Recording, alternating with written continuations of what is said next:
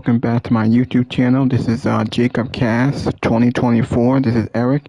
Going to do my live stream, my review for WWE Summerslam 2025. This will be like an hour and 30 minutes. Make sure you guys hit that like button and leave a comment. Please subscribe to my channel. Thank you for watching. Thank you for all the support. Let me know in the comment section below. Y'all want to see more? We're going to go through the whole card. Now the show's still on. I'm actually going to play the audio of the main event with Punk and Gunther, so y'all can hear it. Alright. Now, let me see if I can get back to it.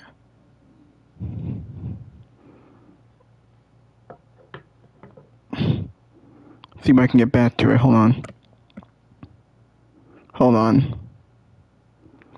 Now, before I talk about the pay-per-view and all the matches, let's get back into the main event. Hopefully it's still on.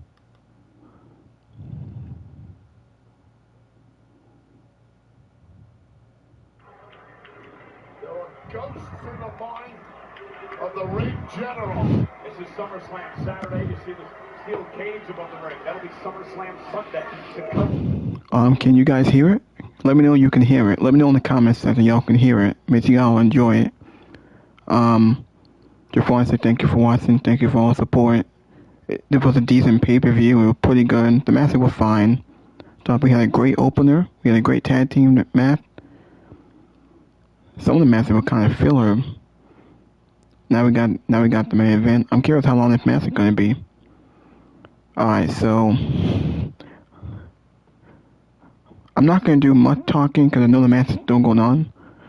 I'm going to play most of the audio so you guys can hear this main event with CM Punk and Gunther for the World Heavyweight title. Cheer for their hero, CM Punk, as Gunther continues to beat him down. Gunther appears to want to make an example of CM Punk here, just stalking him. Well, we mentioned it earlier. Gunther called it an obsession, a need to face the upper echelon of the sport. Prove to the world that he can beat the best in the world, the so-called best in the world, CM Punk. Oh, goodness, another chop. And you got to wonder how much Punk has left. I mean, he just head falls into the chest of Gunther, another chop delivered. And Punk trying to fight back, not much in that right hand. There's a weak shot from Punk, but perhaps something is starting to wake up in Punk here. Punk realizing this could be his last chance. Looking to rally here. Y'all hear it? And Punk now with a clothesline. Gunther still on his feet. The chance wobbly. CM Punk is the picture of agony, the picture of exhaustion, but the picture of perseverance. Another attempted clothesline by... Hold on. Just want to make sure that this is working.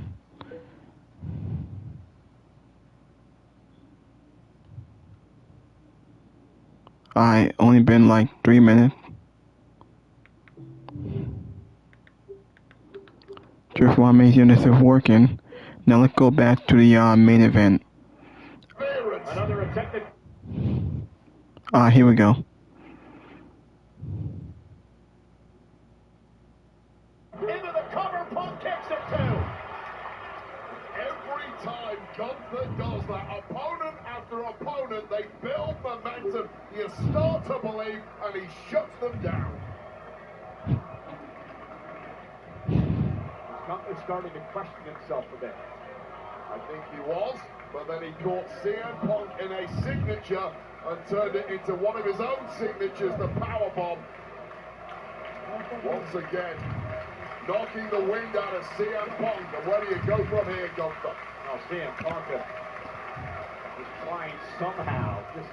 So far, the pretty good main event. It's 9 o'clock. It's been 3 hours now. It might go 3.5 hours. How long this match gonna be? Like 25 minutes? 30 minutes? I have a feeling that this might be a long main event. Something had to happen in this match. I'm just waiting to see what's gonna happen, who's gonna win. The match is unpredictable. The build has been fine. The promos have been okay. Hasn't been that much physicality going into this match, but match getting started pretty good. I want to be on commentary, but at the same time, I want my viewers and my fans to hear the match. Alright, so What do you guys think about this show? How do you guys like the SummerSlam? Let me know in the comment section of what y'all think about it.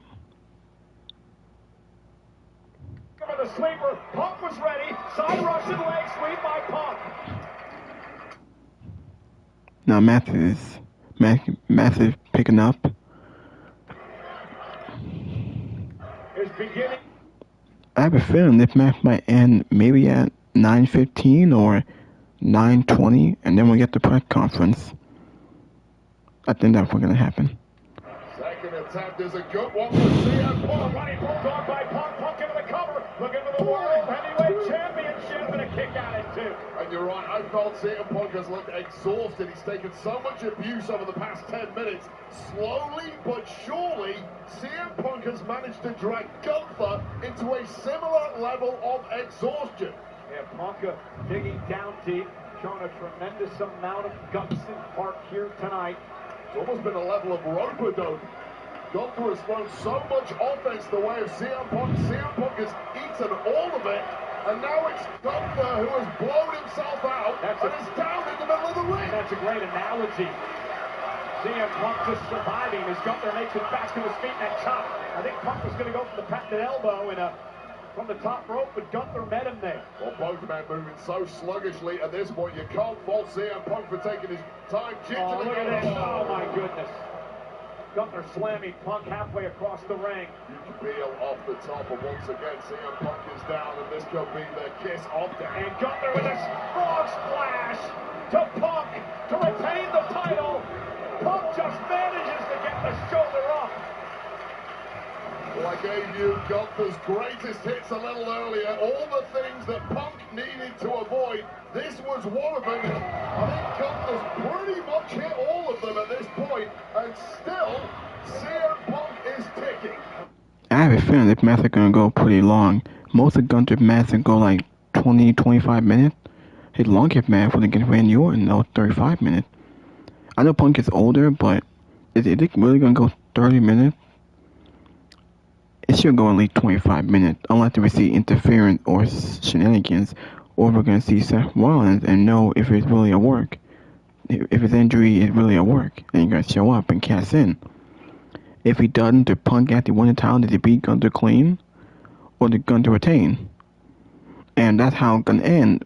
It might be kind of lame and kind of disappointed that nothing happened here. Now, Gunther went clean or Punk went clean. What's next? And if Rollins not at work, is he really hurt? We just won't know. Long-stated goal of winning the world title. Yeah, but not if Gunther has anything to do with it. A smile crossed his face as he realizes he's got Punk in his target. And a clothesline drops Punk again. And do you think that reality is starting to sit in for the challenger Punk? Well, right now it appears, after lariat and lariat, Gunther is simply geeing himself up more. Slowly but surely moving in for the kill. Wait out. Oh no, Punk now. Punk with Gunther up on his shoulder. Oh, look at that. Went for the GTS. Blocked by Gunther. Gunther now with Punk. Powerbomb. The second one of the match. That was a great counter. Did y'all hear that? If y'all watching at home, did y'all see it? Wait, that may have been a class opportunity to hit that close sleep. I think we're coming close to the end. Hey, I see Nick Khan. I see Nick Khan and his son in the front as well. You may be doomed to fail. It looks like we're coming close to the end of this match. There's that dinosaur drop kick, sending Punk to the corner. And it's the beginning of the end, folks. Gunther now, with Punk up top, another power slam, stacks him up to retain, and Punk takes it too. Not quite sure how Punk still has anything left in him. And Gunther now, throughout the season, now starting to be planted. Well, it has been shot after shot after shot. Hold on. Just want to make sure this is working.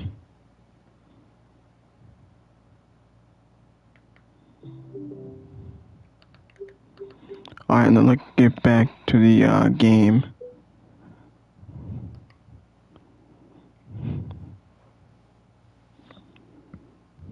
Alright.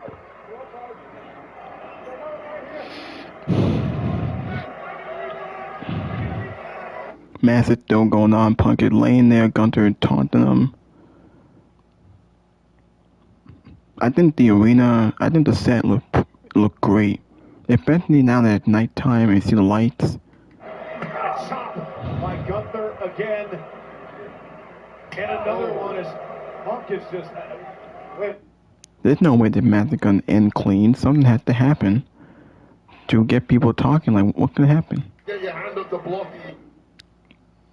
The camera keeps showing the entrance. Like, someone gonna come out. Is it gonna be Seth Rollins? At this point, he's a ragdoll. He's a carcass. He's got a 5 count out as Gunther, and this is turning into an unmitigated disaster for Punk. Literally collapsing to the apron. And Gunther just knocks him out of the ring, and now Gunther looking to do damage outside the ring. This is the merciless side of the ring, General. Yeah, he is remorseless as they come. Barbarism begins here for Gunther. Savagery. Heinous and appalling. Jericho's neck snapping across that middle road. Whiplash-like maneuver. I used to use this term to describe Randy Orton, but I'm going to use it for Gunther tonight. No absence of malice for this man. See this? We talked about earlier. They're also the best in the world. Well, he may be right. I mean, who's going to argue with him? Not me at this point, certainly not CM Punk. Who has no clue where he's at. Almost like Gunther's taking a victory lap already. And it is turning into a procession. Wait a minute, CM Punk back at his feet, and Gunther made a critical error there. The premature celebration. Gunther bounced face first, head first, off the monitors, off the announce table, collapsed to the floor, and Punk has himself an opportunity here. Well, was this one fight? I have a feeling this match might be a little bit longer. It might not end at 9:20. It might end at 9:30 or 9:25. Maybe they might go another 10 minutes. Get his wits about him, regather his bearings, get some oxygen in those veins, and figure out how the hell you're going to try and win this match. And he's utilizing all of this time to try to get back in it, to try to regain his stamina, to try to fight back, to see if there was what would be an umpteenth wind here tonight for the second city. Oh my goodness! Oh my goodness! Wow. The world champion has busted open. That got a big reaction. I don't know. I didn't expect that. Gunther covered in his own. Gunther bleeding like crazy.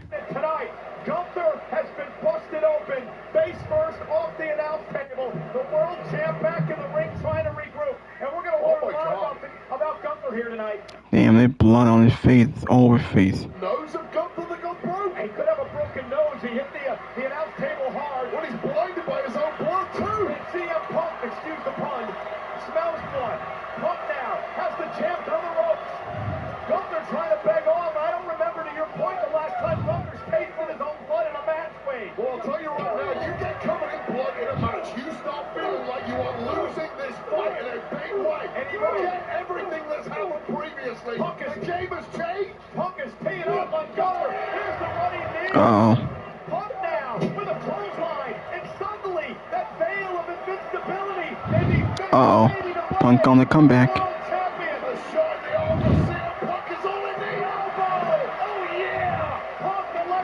Punk is on a comeback. Gunther, but he bleeding like crazy.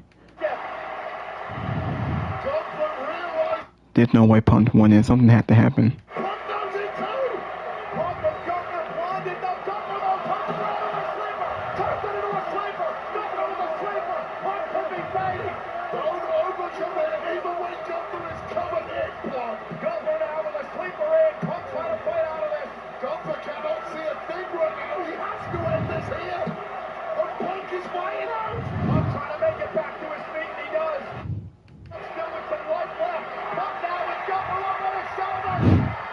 GTS.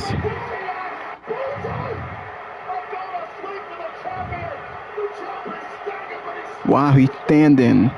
This is crazy. He's still standing after the GTS. Gonna hit a second one. No way. What?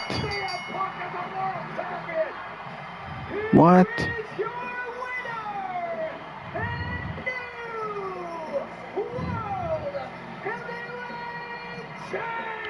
CM Punk won?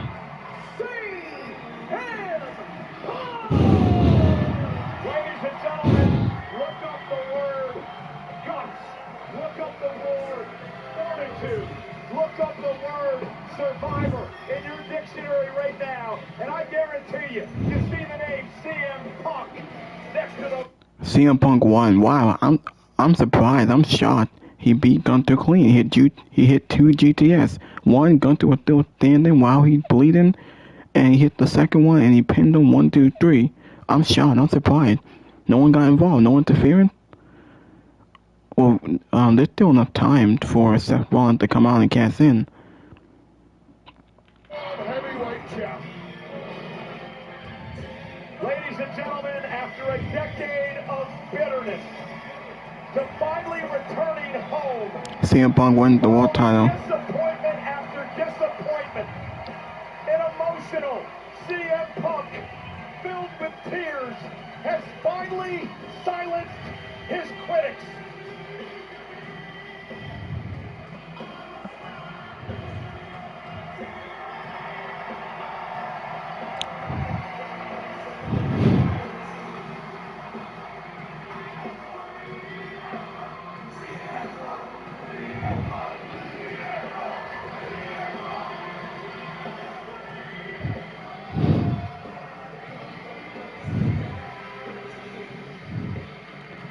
Is the show gonna end? There's no way it's gonna end a happy ending. There's still time for something to happen. Is Rollins gonna come out or what? CM Punk has finally proven beyond a shadow of a doubt that he is the best in the world!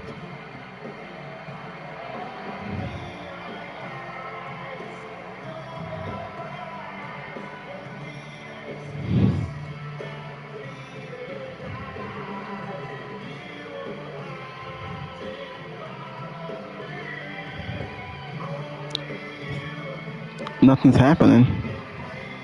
Is the show gonna go up with Punk celebrating?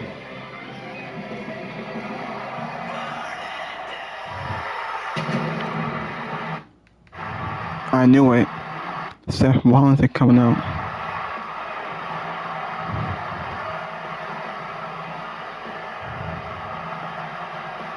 Well, ladies and gentlemen, let's not forget that Seth Rollins is Mr. Money in the Bank. A little reminder, Wade. Seth has until next June to cash in the contract. Enjoy your reign, CM Punk, because eventually, when the healing is over, I will be haunting you. He's not in wrestling gear.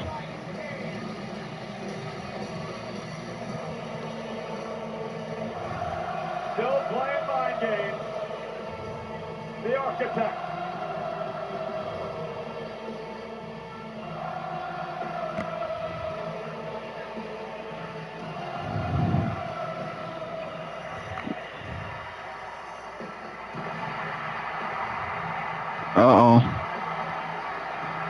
Oh, there's still a lot of time for something to happen. Yeah, he's gonna cast in right now. It's just Seth and Paul Heyman. Where's Breaker and Braun? Oh my God. Not tonight.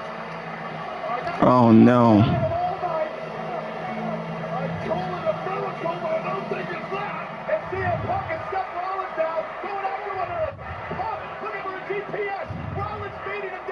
Rollins is gonna cast in.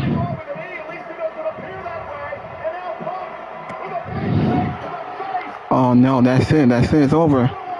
Rollins is gonna cast in.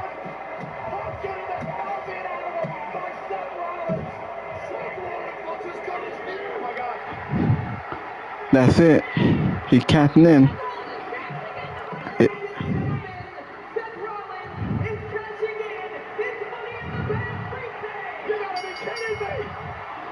that's it.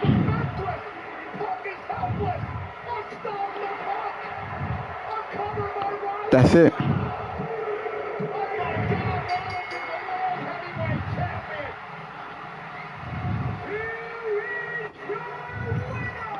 What? That was it?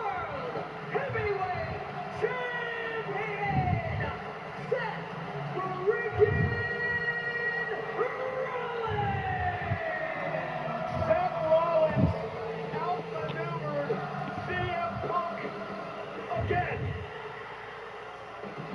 Why do you pay the Oracle Paul Heyman? It's because that man is a wizard at the machinations of this game, and he's pulled it off. That's not what I expected. Punk's kryptonite. There was no Roman Reigns. The Punk just loses just like that. As long as Seth Rollins is here, and he again made good on that promise. Seth Rollins, yes, Seth Rollins is the World Heavyweight Champion, and absolute power has come to Rollins and company. This game changes in the blink of an eye after an epic performance from CM Punk. 12 years in the making. He got to the top of Mount Everest and didn't even have enough time. What the hell was that? Is that how they're gonna end the show?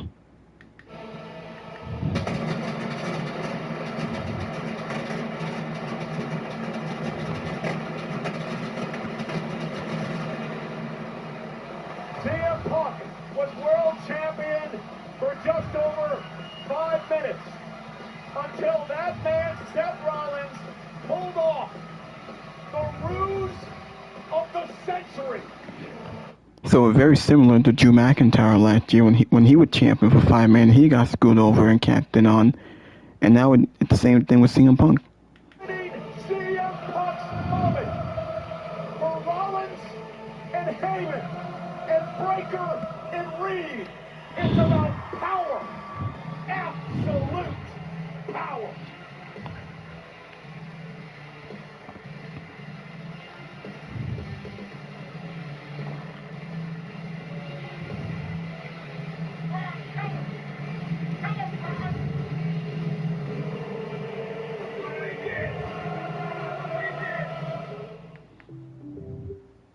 Wow.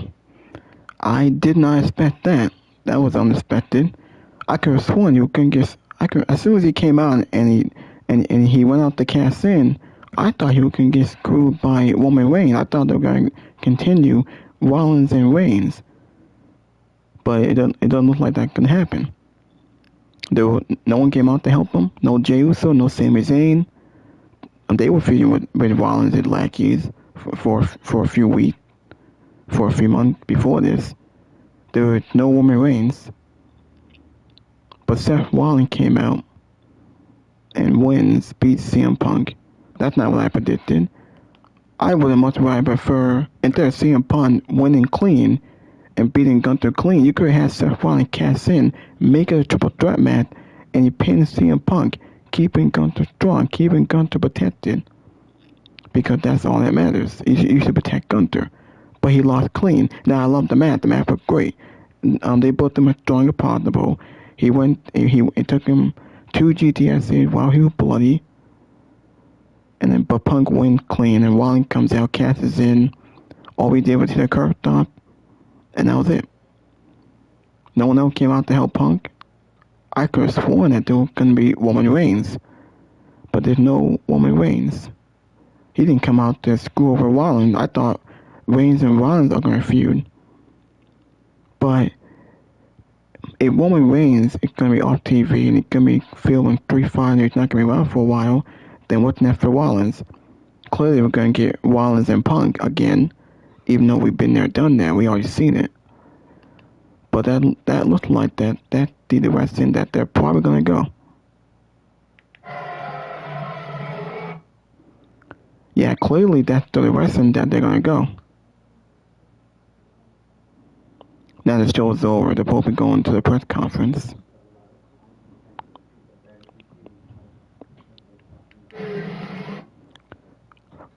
Now clearly that's the direction that they're gonna be going.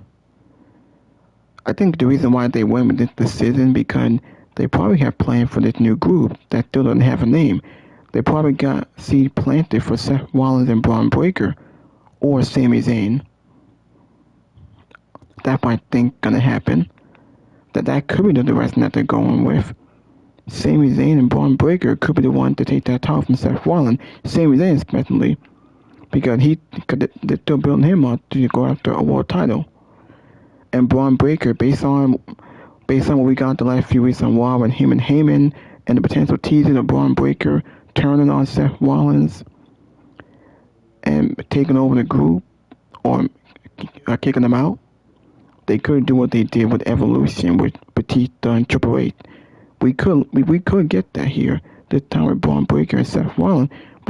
Braun Breaker can be built up.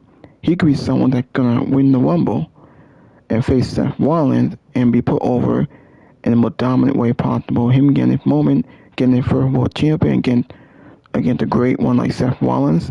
That's what I think gonna happen. I think that's their plan. Now he's not gonna wrestle Gunther because Gunther lost clean. I didn't like that Gunther lost clean. I loved the match. He went down great. They were testing him a month to have him lose clean.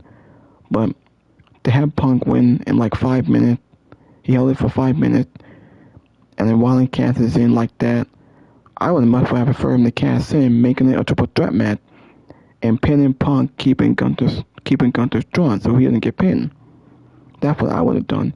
Have Seth Rollins pull off the heights in the century instead of doing that lame, lazy way. But what do I know? Well, that was the end of the show. Summerslam is in the book. Now we got the press conference. Now, who is Seth going to feud with? It's not going to be Gunther. Is it going to be Punk again? Are we going to do Punk and Rollins again? How many times are we going to keep going with that match? We could get Sami Zayn. Or we could get Sami Zayn. I don't know if we're going to get Roman Reigns, are we? Because I was sure that Seth was going to fail with Cassin. And that'll be another weight to Money Bank. But it looks like they ain't got planned for Gunther to be champion any longer. They're playing for Rollins. I think the possible feud could be Sami Zayn. They could be teasing Braun Breaker to be built up to turn on Rollins and be built up to win the Rumble, face him at WrestleMania, and when it's moment, get a World Championship, beating Seth Rollins. That's what I think they're going to go through. I think that's the direction that they're going to go through. That's how we get Braun Breaker over. Or it could be Bronson Reed. But Bronson Reed's not ready. I think Braun Breaker's ready. He's more than ready for the main event scene for a world champion. That's what I think that they're going to go to. Because it's Braun Breaker's time.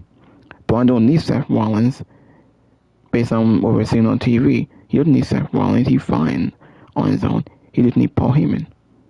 That's what I think that they're going to lead to. It will lead to Braun Breaker getting jealous of Seth Rollins. Alright, now before we talk about the rest of the show and the other matches, we got the press conference.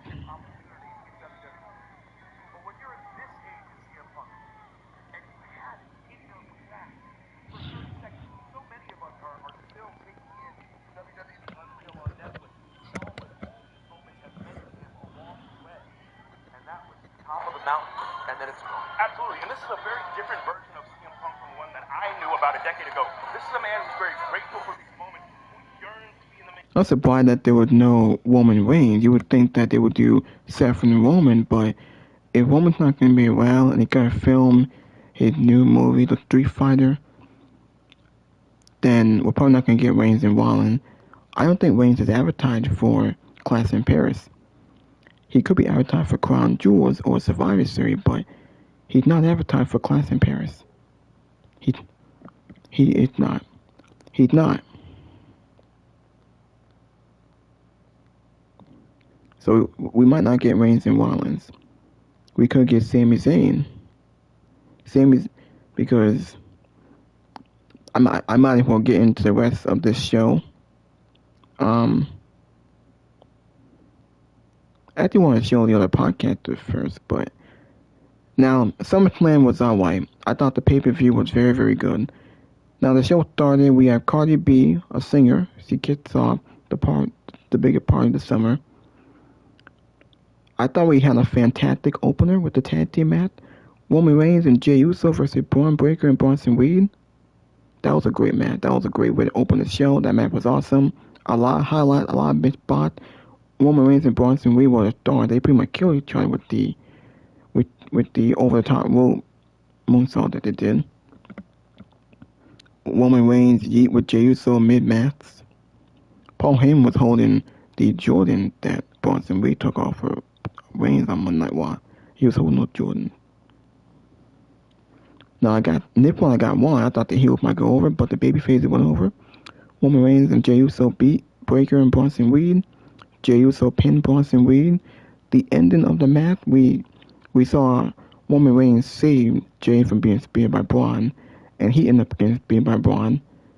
And then Jey took out Breaker, and then he hit the Uso the spear on him. He hit the Uso press on Bronson Reed and got the 1, 2, 3. Jey Uso and Roman Reigns, they won the match.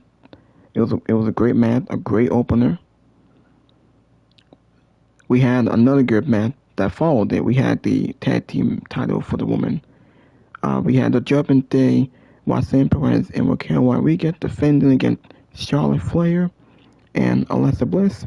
This match was very good. Started off a little slow, but very good. I love this match. I love the ending. There's some good highlights here. Charlotte Flair and Alexa Bliss, they are your new women tag team titles. Now, there was one point in the match where I thought Charlotte might turn on Alexa hit it by accident. Because, she was going to hit Roxanne, but she moved out of the way, and she made her hit Charlotte by accident. I thought that they were going to have them lose, and maybe Charlotte was going to turn on Alexa, but I guess not. Alexa and Charlotte won. They're new tag team champions on SmackDown. We'll see what they do with it. They're over. The crowd loves them. Alexa, she's over. Charlotte getting over as a baby face. They're entertaining. It's growing on me and a lot of fans. Big moment. Got a big pop tonight. The third match we got was Sami Zayn versus Karrion Kross. Sami Zayn defeated Karrion Kross in a decent match. It was okay. Sami Zayn being built up to go after the world title. We're probably looking at Sami Zayn and Seth Rollins. We could get that clash in Paris.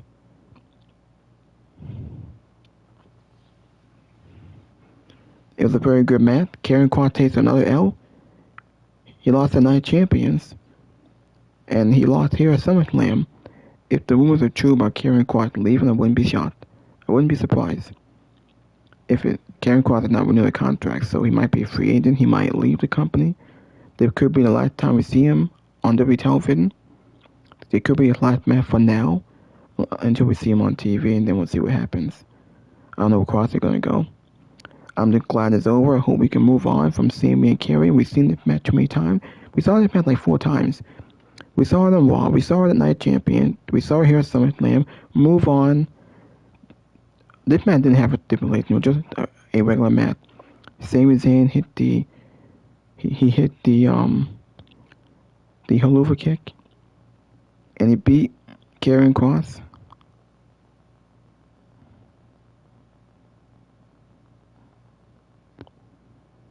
Yeah, so Sami Zayn won. The other match, that was the fourth match, Tiffany Stratton versus Jade Cargill for the Women's Championship. The match wasn't that good. It was alright. It had its up and downs. It was kind of slow. It was pretty quick. Wasn't that good. Tiffany Stratton retained as I predicted. Jade not ready. Tiffany won. Match was alright. The build wasn't that good. There was no heat. The crowd seemed dead for this match. Like they weren't interested. Because there wasn't enough story. They didn't do anything to get invested in this match. It was just there on the card. Put them on the card. Because Jade won Queen in the ring. And she had the right to face Tiffany Stratton. There was no heat. Wasn't much in this match. The match was fine. It was decent. It was your average SmackDown match. It was whatever. I'm glad Tiffany retained. Tiffany been champion for more than 200 days. They said she's been undefeated at some of these pay-per-views. So we'll see where Tiffany goes at champion. The match that was second to last on the card was the tag team match. Jelly Roll and Randy Orton versus Logan Paul and Drew McIntyre. This match was pretty good. Started off slow. It picked up. Surprisingly, I got my prediction wrong here. Man, my predictions were horrible on this show. Logan Paul and Drew McIntyre won. There was some good highlights. There was some big spots. Logan Paul smashed Jelly Roll through a table with that frost blast. And then they started teasing that Jelly Roll might not compete.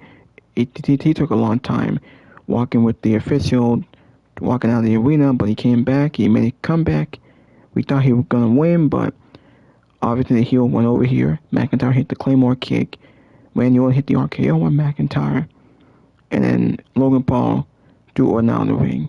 And then hit a frost breath off the top rope and pinned Jelly Roll. And they won. The heel went over. It was a pretty good tag team match. I'm surprised that these celebrities didn't go over. Now that tells us, well, they probably got something for Drew McIntyre and Logan Paul. Obviously, there's something for them.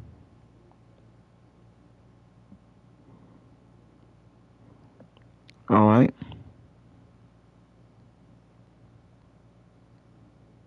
Well, let's see what happens here. Now let's go into the other podcasters. When your question is actually...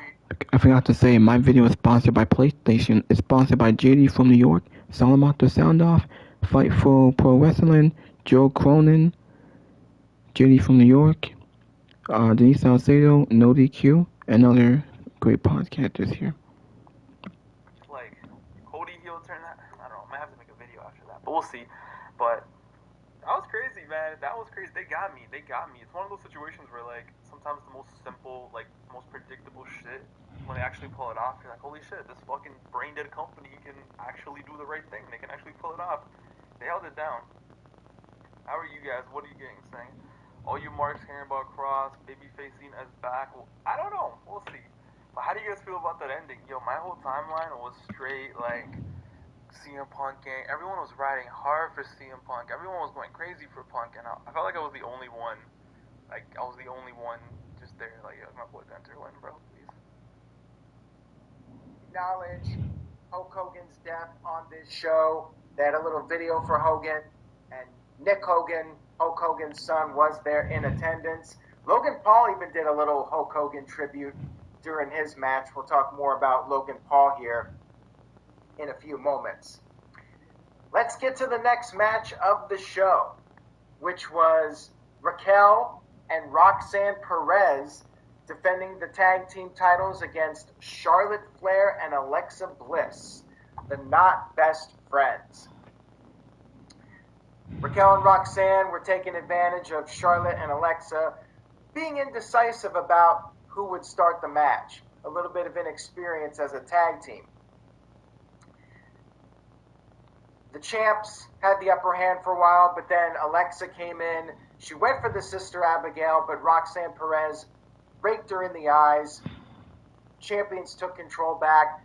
Then Charlotte came in, did a moonsault off the top to both opponents. Could not secure the victory, though. And then Alexa attempted to help Charlotte, but accidentally struck her. Little miscue there. Maybe looked like it was the end for them. However, when Charlotte was taken down from the Tejana Bomb and then the Pop Rocks, Alexa broke up the pin attempt. And then Alexa tagged back in. Alexa was able to hit the Sister Abigail to Roxanne. Charlotte got Raquel out of the ring, and Alexa pinned Roxanne. Tag team titles change hands. As I mentioned on our predictions video, I'm not a big fan of the titles being hot potatoed, but I'm not either. I think it was the right move because of the fact that Charlotte and Alexa are hot right now as a tag team, and I'm a firm believer in striking the iron when it's hot. I just wish they hadn't changed the titles so many times. And, we had the Liv Morgan injury. It's just unfortunate that the titles haven't been protected very well. I do think it was the right call here, and I feel like I say this every time. I hope that Charlotte and Alexa have a decent length run as the tag team champions. Match itself was okay. It was a SmackDown match. Didn't really need to be on the pay-per-view. But it was alright, and it was a nice moment. It was more about the moment than the actual match. Next up, we had Sami Zayn versus Karrion Kross. Man, this was a waste of time. This did not need to be on the show. This definitely did not need to be on the pay-per-view. It was a basic Raw TV match, and really it was just a rerun. It was the same story we already saw at Night of Champions. Exactly. Sami Zayn was fighting hard. Kross was dominant. Kross was yelling out, say it, say it. The same old thing that they've been doing for several weeks now. And then Scarlett handed Kross a steel pipe, and Zayn was able to dodge the steel pipe attack. Scarlett had been distracting the rest. Alright, let's go on to Joe Cronin. He's also in the chat. Let's see his commentary. I got a wig on my head there. Unbelievable. What's going on there? I don't even know. What the hell? Go on to Sean, what's that? We got love for Bruce Singh. Went to the GCW pay-per-view last night. Haven't been to a show since I was a kid. The Hardy Boys came out. So I'd say it was pretty awesome. Hope Effie is okay. I haven't caught up on the GCW show last night. But, yeah, Effie, my old foe, in-ring foe, had my match against him. It was a year ago, 2 weeks. Man. My last match to date. Hope he's doing okay. I really enjoyed working with him. Oh, man. Women's tag team title match. This is a fine match. The crowd was into it. Raquel Rodriguez and Roxanne Perez dropped the titles to Alexa Bliss and Charlotte Flair. So, from a booking standpoint, I actually would not have minded Charlotte and Alexa losing. And then, on SmackDown, Alexa being like, well, I appreciate you entertaining this. Thank you for giving me some time, etc. And Charlotte being like, no. We're going to go get those tag titles. This isn't over. But even now, even with the minimal... We're going to C2W. Later date, though, for sure. But for now, what about you guys? Oh, wait.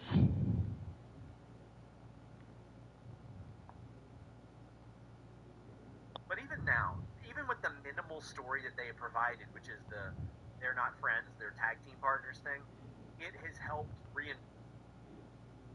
Okay. Now let's go back into the press conference. Tonight, that had to feel great. It's always great, dude. You know what I'm saying? We go through all the matches. Of complete. Out from underneath them. We are going to have a knee injury on Saturday. Would take off the down.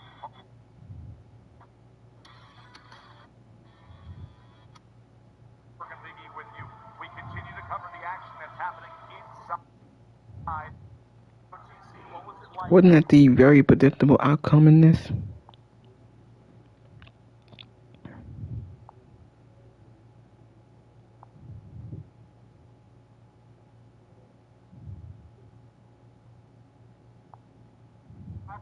What'd you think, taxi guy?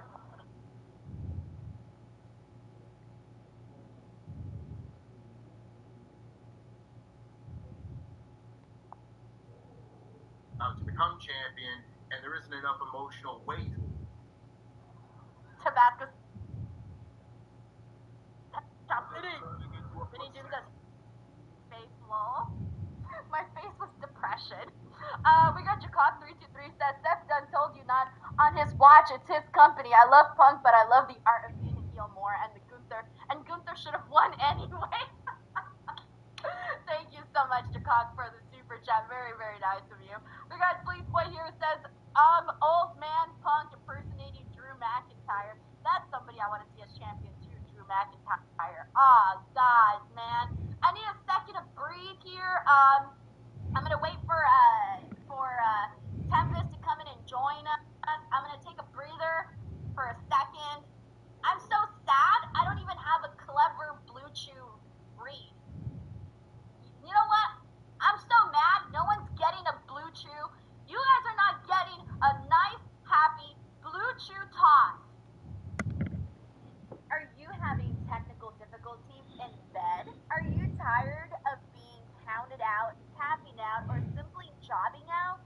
Get out of developmental and get drafted to the best sex you ever had with today's podcast sponsor, Blue Chew. Blue Chew is by the way, I do think that the way that they did the Seth Rollins trickery, that was great. I feel like if you were a Seth Rollins fan and you wanted to see Seth Rollins cash in and you wanted to see Seth Rollins win, I think you love this. I feel like people who saw that love this. Now, if you're like me and I just wanted a beautiful, simple, hard-hitting, aggressive match between Gunther and CM Punk that ended with just CM Punk taking that World Heavyweight Championship and going off and running into the sunset and having a nice little couple months of a reign, because that's what I wanted. I didn't get that, Tempest. I didn't get it. And you mentioned the AEW title reign. That's why I wanted to see this. You got to understand, seeing Punk as champ in AEW and unfortunately not getting those reigns the way we thought they would left me wanting more. At that point, I never thought we would see CM Punk back in WWE. When CM Punk came back, I thought, oh my God, I'm going to see CM Punk as world champion once again, but in WWE, I can't believe it. I'm so excited. So I have been holding out for this moment for such a long time, and I knew the moment was going to get robbed, but I still really wanted it. It meant a lot to me, damn it, and it's out the freaking door just like that. So as a CM Punk fan, that is why I was hella bummed out with the finish of the show. Seth Rollins is a great freaking wrestler. I'm loving what they're doing with Bronson and Braun Breaker. Awesome. Flowers. But as a CM Punk fan, I'm dead. That's it's how that I feel. adversity. It's the adversity that the kids I don't want talk adversity, about. Tempest. I'm done with adversity. How much more adversity can CM Punk possibly have? Hey, man. Honestly, I thought there were a lot of very interesting parallels between the main event angle of SummerSlam Night 1 and a lot of the other kind of similar moments that we've gotten over the last, 10 to 12 years or so. A few of them I pointed out as I was watching with people. The setup for the finish and everything was not obviously one for one. He gets inserted into the match, but very similar to the Heist of the Century when you look back at the Brock Lesnar-Roman Reigns match that was going on at the time, where Brock Lesnar's just killing Roman Reigns the entire time, but eventually fires up a little bit, gets the blood, you get your juice that you need in a big match like this to really, hype up and spur on the babyface comeback. And eventually, then, you get the wobbly sell from the big monster champion, and that's when the big cash-in happened. Of course, it happened a little bit later, but just immediately got the gears going, like, oh, I wonder if that's intentional. I thought that was a nice touch, even if it wasn't on purpose. It was just a little extra detail. But the fallout of it all, so I completely agree. Everybody that was watching it there, particularly in the crowd, wanted to see the big CM Punk title win. That's what, a lot of people, a lot of CM Punk fans have been waiting for. It was very eerily similar to me in its execution that the first time that Daniel Bryan won the WWE Championship, beating John Cena at SummerSlam in 2013, where everyone in that building wanted to see Daniel Bryan win the WWE Championship, but they wanted the full experience for their night to also be watching Randy Orton cash in the Money in the Bank that night, Triple H turn heel, the start of the Authority and everything.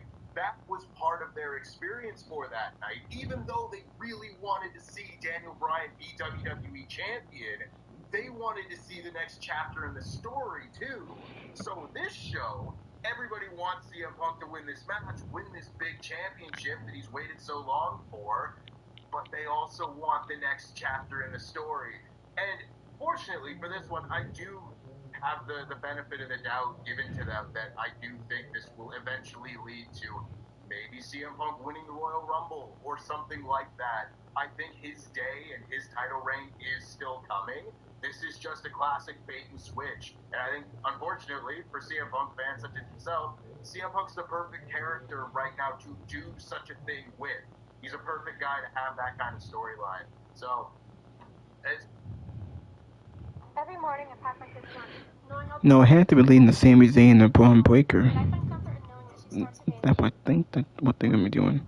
Scene of Raw, which I think it needed, because without Seth Rollins, the faction he's at the head of, I think Braun and Bronson Reed did a fantastic job in his absence, but having the focal point there that the whole show could be built around again, I think will only do all of them good as a package. And CM Punk also dressed like one of the members of the Fantastic Four for his match, so for somebody So who is that a dead happy, giveaway? Because I don't know about Fantastic Four. Does it have to mean anything?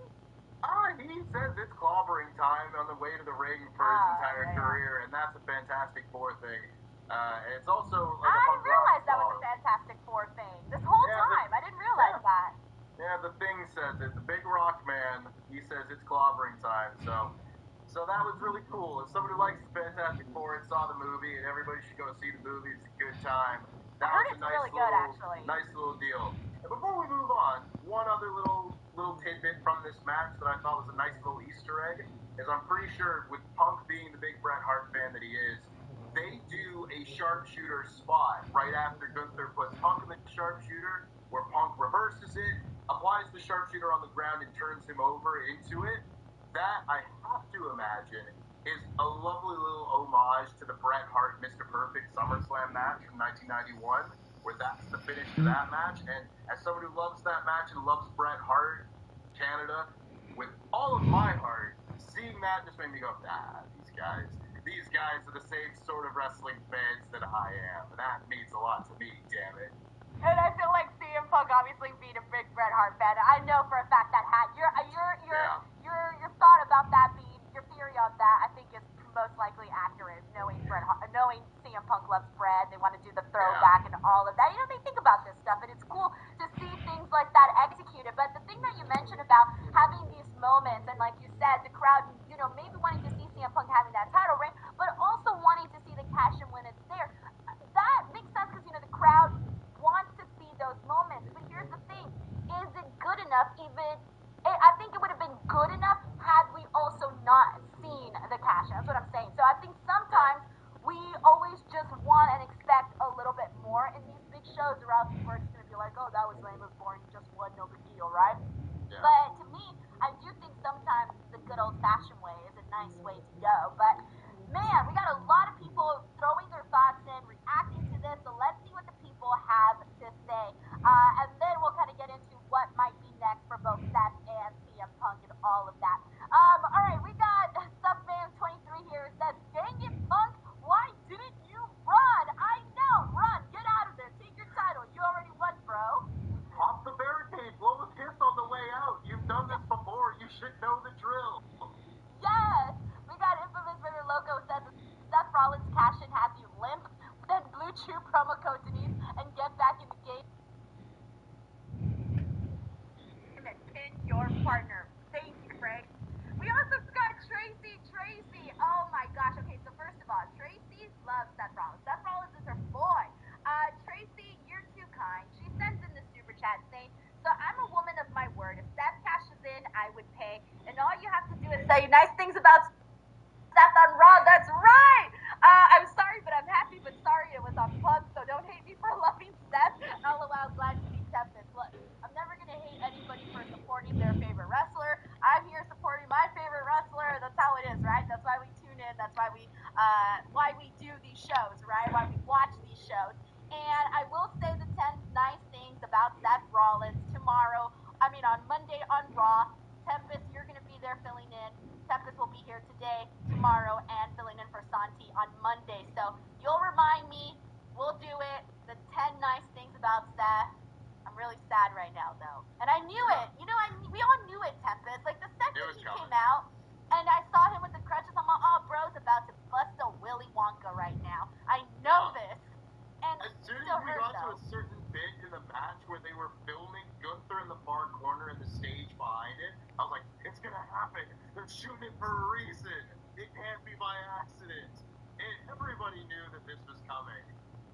So I guess you better have had these 10 nice things about Seth Rollins prepped already. Otherwise, I'm not letting that Raw show end without him. So I'll definitely make sure to do them. And then also, like, I remember, like, when Punk won and he was holding on to the title and holding it and squeezing it, I was like, maybe, just maybe, he wouldn't squeeze the title if it wasn't going to stay on him. And then when they had no pyro afterwards, I was like, nah, they would have busted out the pyro by now. Like, the way they didn't even have the pyro was also a dead giveaway, because I don't think they would have done all the fancy pyro and then afterwards the cash in. Oh, so mad. Tracy, thank you so much, man. Seriously, you're the best. Thank you, Tracy. We got JJ the Mexican who says, hey, it's El Generico and CM Punk got robbed. I love that. As far as I can tell, El Generico is still building orphan. Of her. Every time, Tempest. This happens all the time. I've interviewed Charlotte a couple of times now, right? Seriously, you're the best. Thank you, Tracy. We got JJ the Mexican who says, video essay on my YouTube channel called Charlotte Flair, the greatest wrestler to ever suck. And that sounds a lot more derogatory than the actual message of TV, why is she this person? And then when you see who she really is in real life, people extra pep in a step here today. What do you think about what Sheldon had to say and as well as the opening match? I think if Braun Breaker is not world champion in WWE within the next, I don't know, I give it 18 months. If he's not world champion by the end of 18 months, say until, like, not next WrestleMania, but the WrestleMania after that, I would consider a colossal failure on somebody's part. He is world championship material. He's the fastest man alive. I swear to God. I always say, Tempest, every time he runs the ropes, even though we've seen it 100 times, I still pop for that. He's incredible. Every time I'm just like, I wonder if he's going to make the whole ring move again, like he did on that one NXT show.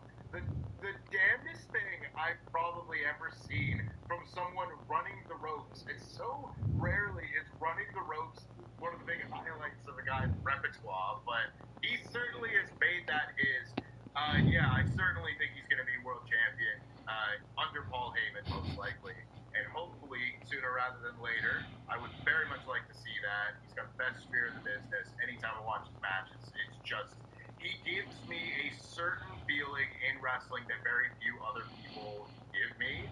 And it's always so funny, and not to get into a whole big, like, you know, what is pro wrestling kind of conversation by any means, but every so often you'll see, like, a clip of Goldberg from, like, name a bunch of other matches, but Sami Zayn and Karrion Kross still had a lot of people intrigued, but they were primarily intrigued to see who was actually going to win, because both Sami and Karrion really needed the W, right?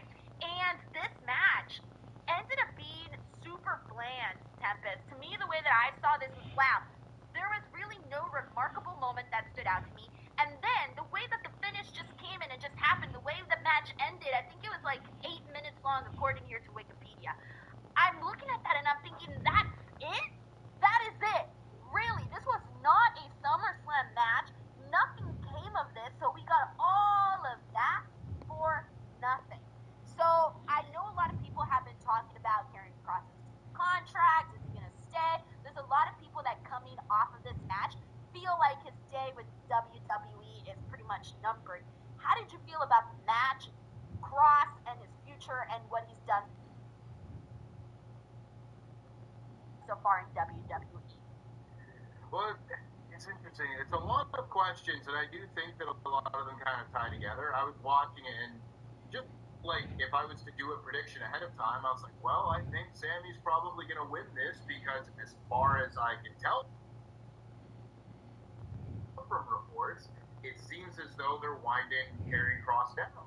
You know, if he's not going to be remaining with the company, he's probably not going to win a match on the second biggest show of the year. You know, so that was playing into it for sure. The actual match itself, it didn't really do a whole lot for me. There were certain storyline, you know, threads that I was kind of interested in.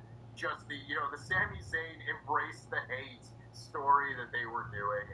you know, it's fine. Maybe it's a little bit more plausible now because Sami Zayn has been a heel in WWE before compared to the finish, which was very similar to the finish of Sami Zayn's NXT TakeOver match with Neville, where Sami Zayn finally wins the NXT Championship, and he has to decide whether he's going to use the belt, and he throws it aside, and he's not going to win that way, and he wins the title, and he's been chasing for most of the year. He hits his finish and beats Neville, and it's all great.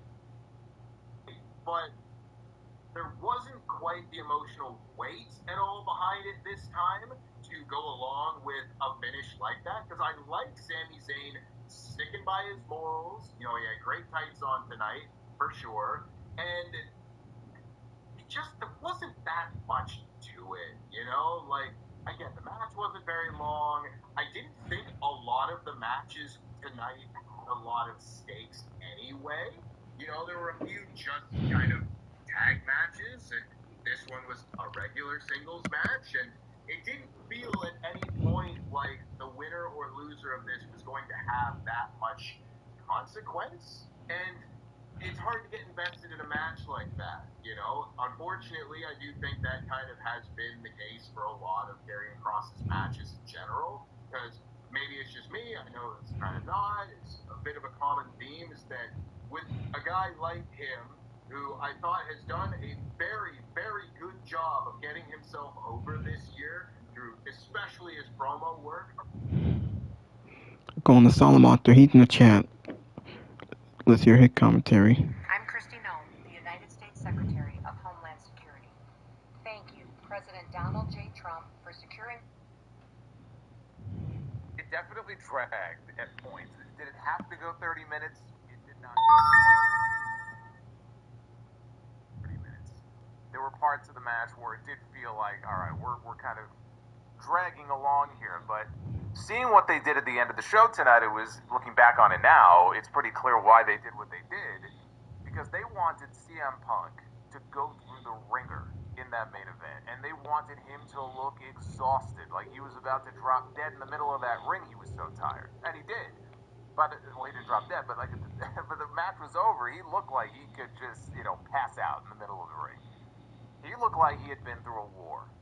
And so did Gunther, because Gunther, he went the way of the blade, and he was wearing the crimson mask by the time this match was over. I actually enjoyed the main event because it had this old school feel to it, where it started very slow, and Gunther was very, very dominant. I mean, this was not 2014 Brock Lesnar demolishing John Cena, but it was sort of in that realm where CM Punk was just absolutely being brutalized by this man for the majority of those 30 minutes. But he pulls it out in the end. And then we hear, "Burn it down."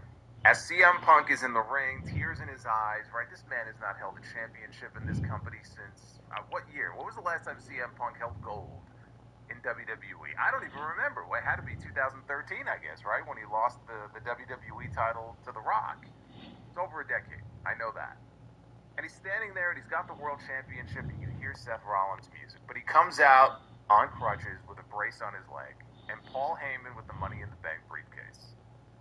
And they make you think, oh, you know, yeah, Seth had a serious knee injury, but he's putting Punk on notice that he's got until June of next year to cash in his Money in the Bank. And he goes to turn to leave.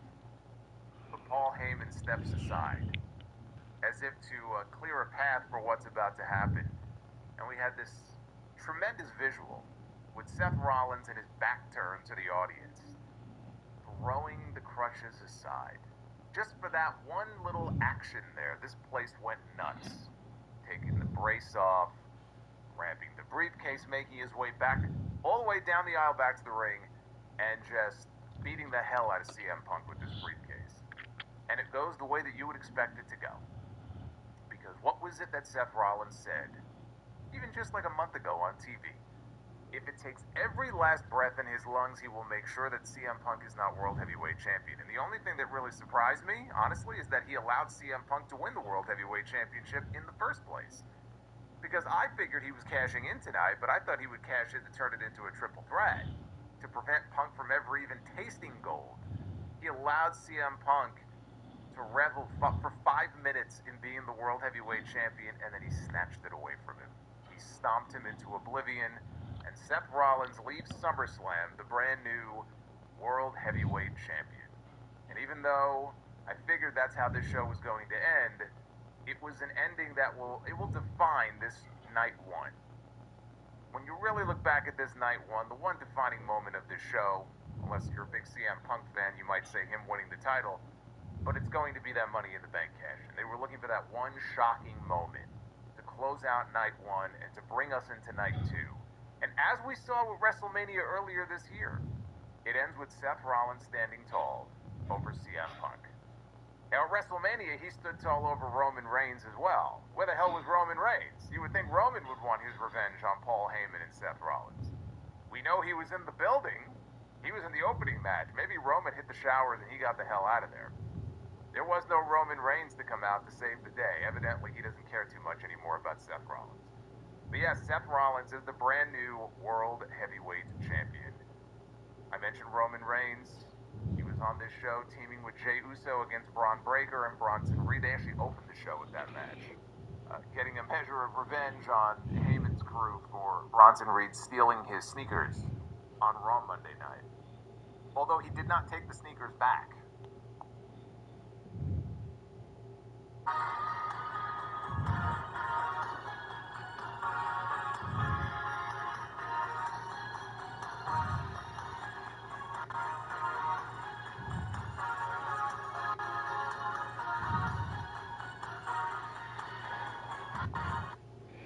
Let's go on to the other podcasters. Come on now. Enough with the damn commercial, man. Jeez. Get on my damn nerves.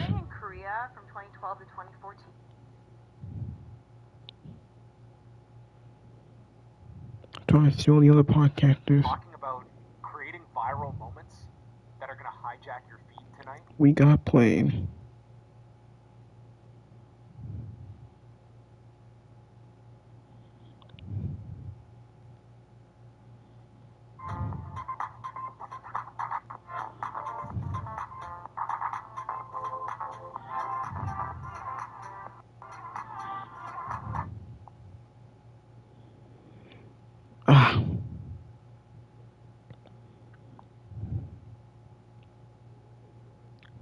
Okay, come on.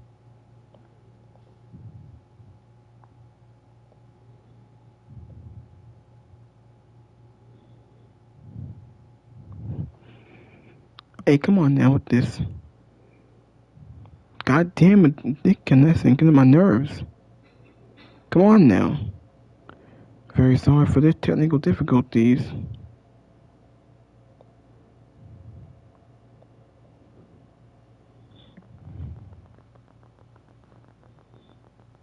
Come on.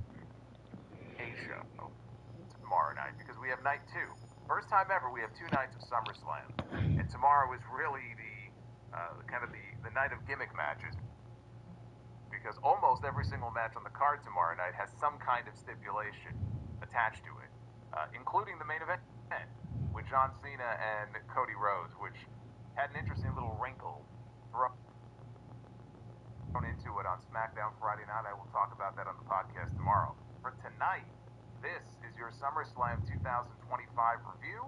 It is Saturday night, August 2nd, 2025. I am the Solemn Monster. It's kind of nice to be talking about a pay-per-view, and it's only 10 o'clock at night. I like that. I like the fact that it's not too late. I can get used to that. Actually, we got a couple of pay-per-views coming up at the end of this month. One from AEW and one from WWE that are going to be airing much earlier in the day, internationally. If you are new here, welcome to the channel. I hope you enjoy your stay. Do me a favor, hit that subscribe button. After this, that you can wait and have your moment at any moment because he's Money in the Bank guy. Damn, bro, they just No, hate it's CM gotta Punk, happen man. right then. I'm starting to think Triple H still hates CM Punk. Obviously, that's a joke, right? But hey, man, I don't know. I'm just kidding. All right. Infamous Ritter Loco here says, the match was built so good, Gunther Punk, but we feel your pains and I was yelling, run, Punk, run. He didn't run, son of a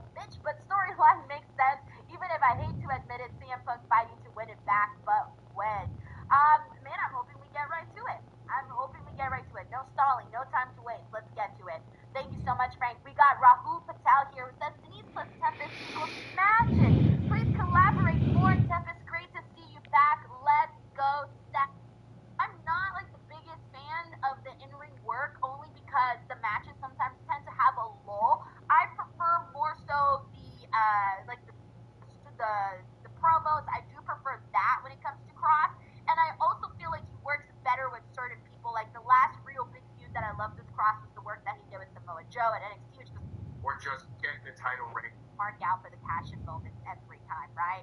Oh yeah, I mean it is a WWE branded and italicized moment, so that's what people have been taught to love. And also, just about every other babyface on this show won outside of the Jelly Roll match, so having a heel win at the end does balance those scales ever so slightly.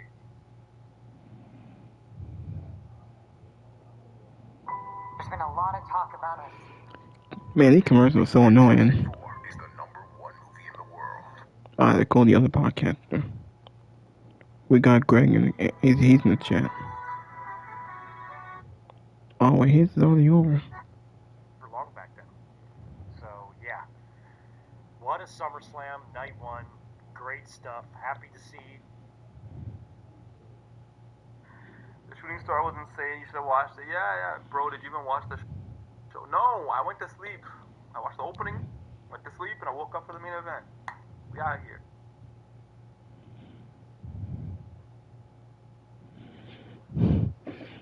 You realize what was up? Oh, fuck, I lost it. Dork Knight, callback, and you mean callback and...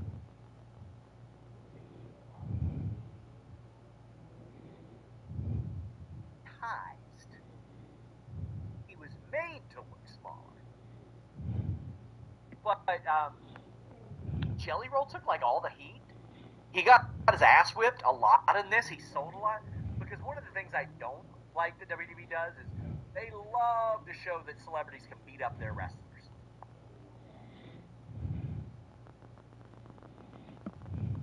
You defeated me, and not only that, like, come on, I don't want to defeat you like this. I want to have a win over you that I can be proud of. But I don't know. Sometimes I feel like WWE is similar to Karrion Kross, where Alex Race the hate. ready to execute the Sister Abigail, but instead she ended up going and attacking Raquel, and they were able to land and score the. I mean, I still think they prefer him over Karrion Kross, but that's just the vibe that I get. Am I off on this? I don't think so. I mean, just based on like the. When Braun Breaker and Bronson Reed came out with Paul Heyman, Bronson Reed had these sneakers that he stole off of Roman Reigns' feet on Raw Monday night. He had his Jordans tied and hanging around his neck, which I was very amused by this. I just was not expecting that. And Great at all. One of the worst bills that I've seen in recent memory for a SummerSlam show. It certainly, and if you're an OG of the channel, it certainly felt like a summer scam than it did a SummerSlam. But that's the problem that we have discussed vehemently on this show. WWE's got so many things going on at the same time. WWE's been on a streak after WrestleMania where every 3 weeks coming out of WrestleMania there's been a PLE or a special event. And the obscene amount of shows has ruined the build for some of their bigger shows. Because there's so much going on and so little in between that they can't build. They got Saturday night's main event and they got Evolution all happening on the same night, and that left 3 weeks to build towards SummerSlam. And it's not like WWE is building towards these matches with some captivating story in the weeks before all those shows even take place. They worry about one, they worry about the other, and then they worry about SummerSlam. You may have a direction of where matches are going, you may have a card in your head fantasized about what they could be doing at SummerSlam, but that doesn't mean that there's build. That doesn't mean that there's story. This was one of the worst builds of recent memory for a SummerSlam show, especially now that you moved it to 2 nights. It almost didn't even feel like it needed 2 nights. You could have consolidated this show to 8 or 9 matches and leave out the rest for the weekly television shows. But that's not going to work nowadays. We have to get used to WWE. Instead of selling 51,000 tickets to SummerSlam from MetLife Stadium, It's now doubled because they sold the stadium out tomorrow night as well. Another thing that I thought about is I wonder if WWE is intentionally making night one weaker than they are night two. Because the same thing happened this year as well with WrestleMania. Night one was weak, and then night two was much better than night one. I wonder if WWE is intentionally weakening night one so that they leave people with the better show going home on night two. And if I am correct in that assessment, it's almost as if WWE treats night two as the real SummerSlam, night two is the real WrestleMania, and then whatever happens on night one is simply an appetizer, and it's just called SummerSlam Light. I don't know why I think that way. I'm not the only one that thought that. What matters to post-university people? People who pick Man, these commercials are so goddamn annoying. Can you get out of here with the crap? so they can get a degree that can help move their career forward without having to leave the people that matter most. Get out of here. Are you a post person? My goodness, this is so annoying. No, not including the entrances, because that would probably take us to about 45 minutes.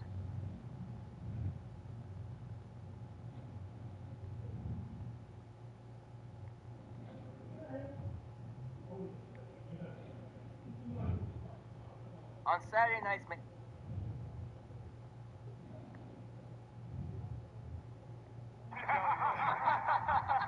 We got Triple H and Jelly Roll. And then how about this offensive attack that you gave later? The choke slam. I mean, you got him up there,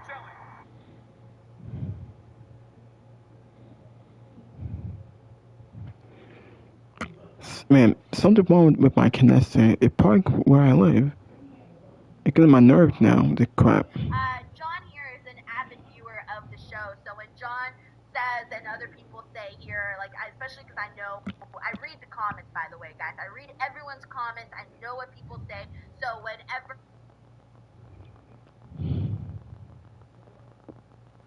Being out for 8 months never was supposed to happen. I genuinely wonder where CM Punk would be now if he didn't have to take 8 months off. It's almost like the 8 months made him stronger. CM Punk is not missed since coming back to WWE. You can sit there and fucking hate CM Punk for all you want, for everything that he's done, for everything that he said, the hypocritical things that he said, the fact that he's no longer in AEW. You got that side hating everything CM Punk does because they're jealous.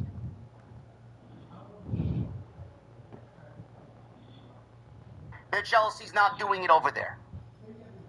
The man is here, the man's in WWE, and the man is operating at a fucking very high level. Is he operating at his best level? No. But if there's one thing that we all know about CM Punk is one of the best in-ring and promo storytellers of all time. I don't give a shit what anybody says. CM Punk is fucking doing magnificent work. The stuff with Drew, the stuff with Seth, from 2024 when he got back to where we see him now. He's doing magnificent fucking work. Give the guy his fucking due and give the guy his fucking flowers. You can sit there and dislike him for the things that he's done and the things that he said and the things that he's gone back on. But do not discredit the man's work. Gunther. See this weird hate on social media about, oh, Gunther's boring, Gunther's this, Gunther's that, Gunther is overexposed, Gunther's this, I don't know why they push this guy. Gunther is fucking, and I use that word with Punk, magnificent. He's incredible. The guy does not have bad matches, ever. I don't think the guy could fucking dream a bad match. He does not miss. They put on a main event that I know a lot of people are going to sit there and say, oh, this was boring. No, it wasn't boring. It was a great match. What you watched tonight It was awesome. was two professional wrestlers. Yeah. Go into a pro wrestling ring for nearly 30 minutes, beat the shit out of each other, and do professional wrestling. Exactly. They didn't do flips, they didn't do dives, they didn't do fucking let's bleed egregiously in the first 30 seconds. They went into a pro wrestling ring for minutes in the main event of WWE's second biggest show all year, and they did professional wrestling. If you did not like the work that Punk and Gunther created tonight, you are not a fan of professional wrestling. I know, right? And I understand professional wrestling has changed over the years. It has. There's different forms of pro wrestling, different styles of art in pro wrestling. Tonight was pro wrestling. To me, what I watched was pro wrestling. CM Punk worked his ass off, Gunther worked his ass off as a fucking heel, and Punk got his ass beat. He got his ass handed to him tonight. The guy was bleeding from the chops that Gunther was giving him. It got uncomfortable to a point where he yelped in the middle of the ring because it was so fucking brutal. And we'll talk about Gunther showing up bleeding at the end of the match, which I did not anticipate, but there's a reason why not only he bled where he bled, but why he lost the championship as well. The match was great. The ending was great. The fact that WWE stalled on the ending to give Punk his fucking moment, to then ultimately take it away from him.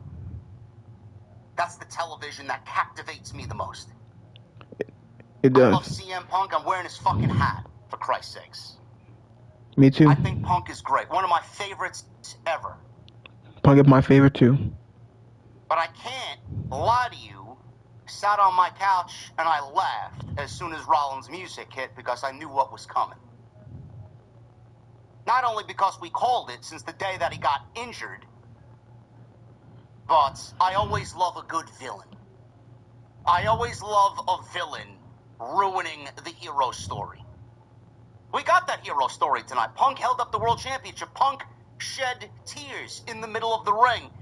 He didn't even realize that he was holding the world championship until the referee handed it to him. He hugged it. He said on Raw he needed it. He got it. He felt it. And then he had it ripped away from him. That's the television that I'm most captivated by. That's what I call, like the cool kids say, cinema. Cinema. I hate that word. It's too today. Cinema. It's all what the cool kids say on social media. Aura and cinema. That was sin. That was sin. If there was a definition of cinema, that was it. Punk won the championship. 2 GTSs. Fucking great that Gunther didn't go down on the first one. He did not go down on the first one. He felt like a larger-than-life giant that he didn't go down on the first one.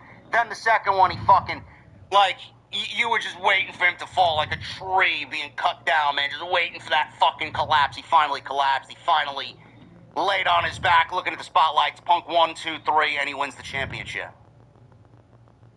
And then when Punk is relishing in that moment, you hear that very familiar theme that has interrupted CM Punk on more than one occasion. Burn It Down plays over the PA system. And Seth Rollins hobbles out with Paul Heyman. Seth Rollins on crutches with a massive leg brace on his injured leg. Dressed like he's usually dressed, over the top. Paul Heyman standing there holding the Money in the Bank briefcase up in the air. And Michael Cole on commentary said Seth Rollins has till next June to cash in that Money in the Bank contract. Chat. Details. I don't know if Michael Cole is privy to what's going on, but the fact that he threw that in there, I would love to know if Michael Cole knows exactly what's going to happen, or if he's like me. When I do commentary, I don't like to know a fucking thing. I want to be genuinely surprised, because on commentary, when it happens, it's going to be organic. It's going to be fucking in the moment. I wonder if Michael Cole knew. He threw that fucking stat out there, and I'm like, all right, playing up the moment, playing up the fucking scene that we're looking at. Guy's out there with a fucking cast that covers his entire leg. When Punk was in the ring holding up the world championship, and Rollins came out, I did a scratching of the head moment. I'm like, why would WWE, this is the way that I look at things and the way that I dissect things, why would WWE send someone who's obviously injured, right?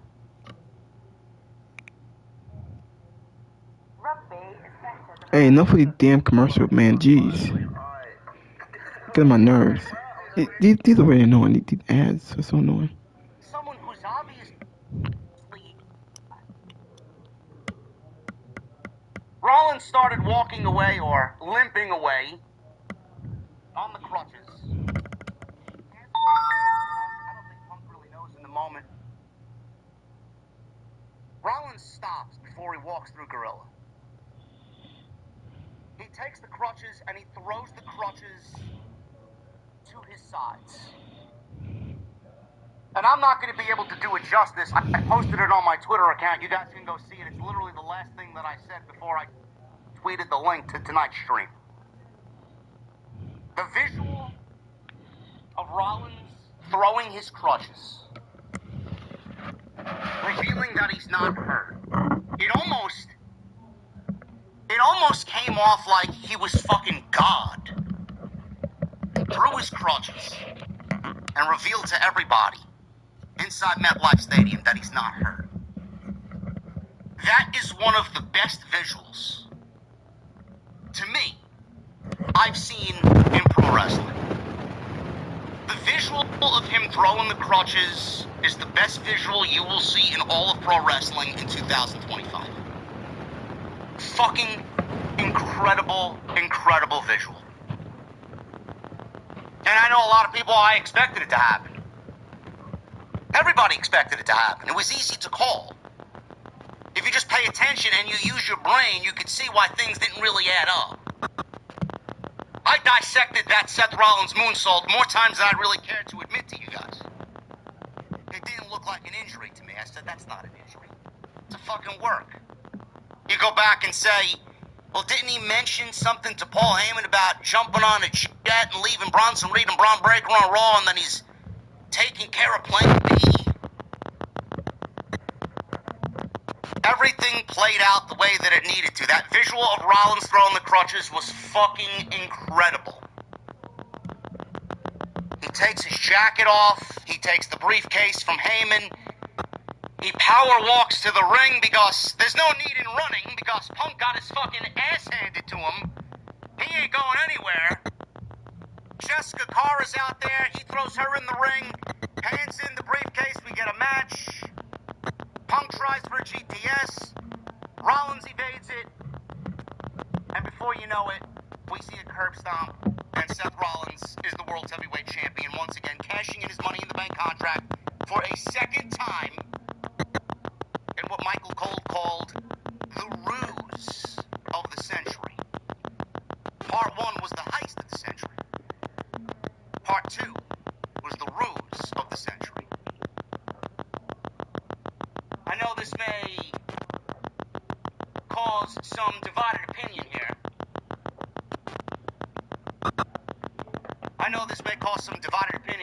Yeah.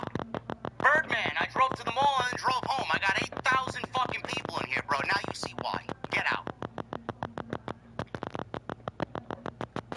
There will be a lot of divided opinion on this. It's a very subjective thing. I don't really argue with you if you feel the other way. I think what Seth Rollins did here tonight was better than his original cash-in.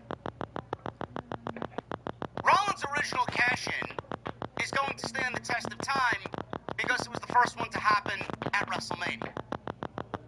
So a lot of people are going to attribute his cash-in happening at WrestleMania to it being the best of all time. That I understand.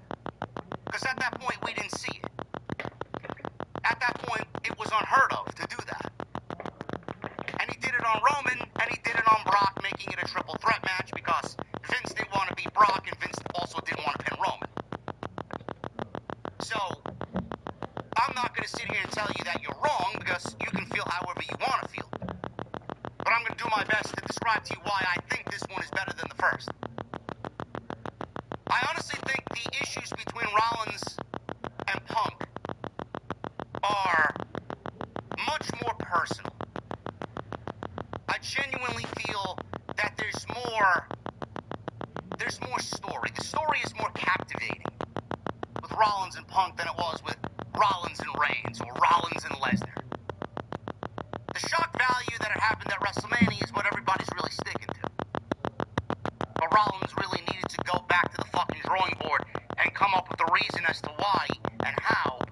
How do we do what we did then and make it better? How do we differentiate the two? How do I make it different from what I did the first time? And he went to Saturday night's main event. He played us with the injury.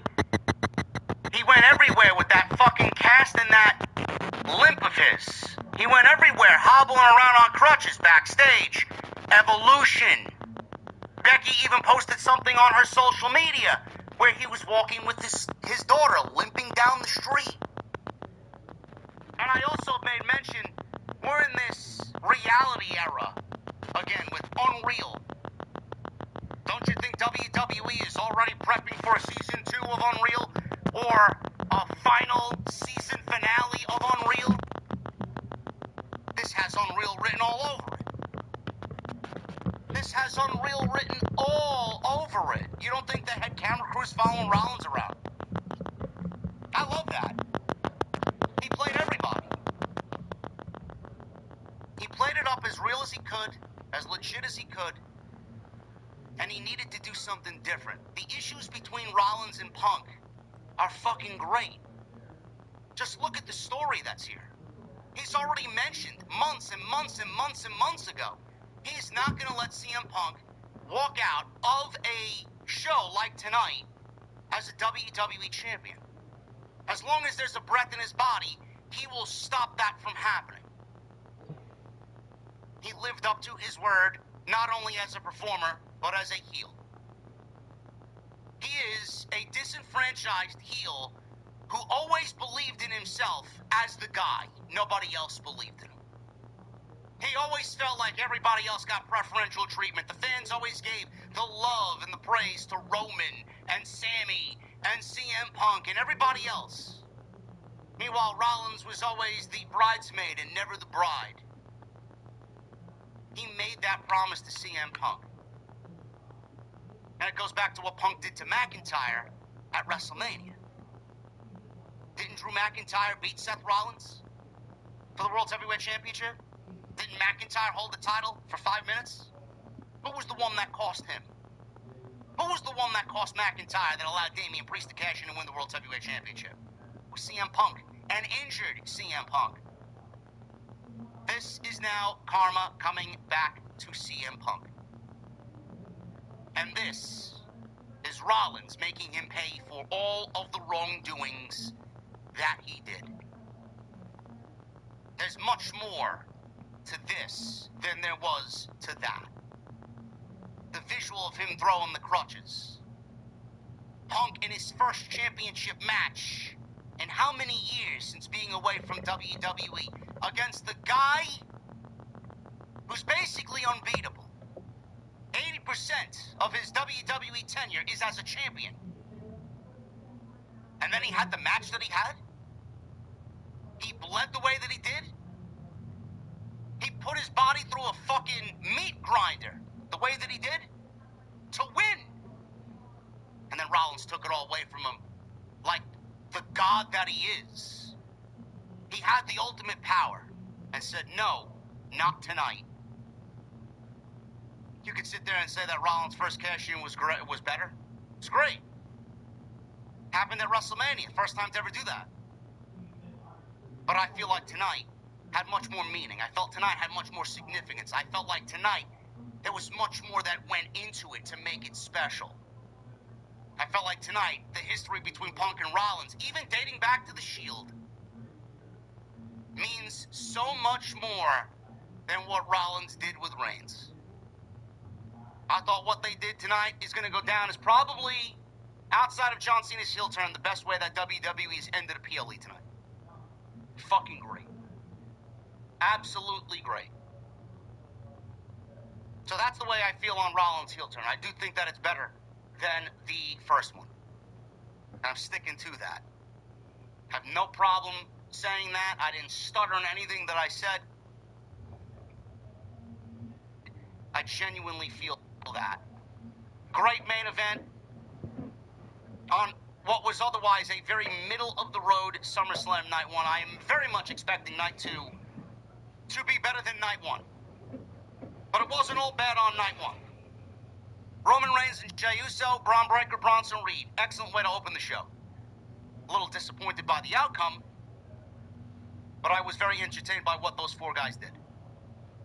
Tiffany Stratton and Jade Cargill for the Women's Championship. Charlotte Flair and Alexa Bliss against the Judgment Day. Roxanne Perez and Raquel Rodriguez for the Women's Tag Team Championship. Sami Zayn and Karrion Kross, which could realistically be the last match of Karrion Kross's WWE tenure.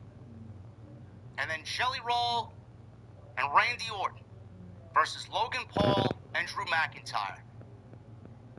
Logan Paul is fucking incredible. Without Logan Paul, that match wasn't as good as it was tonight. Another guy you guys should start giving his flowers to. Yeah, Logan Paul. We're going to get into it tonight. We're going to talk about it, what I liked, what I didn't like.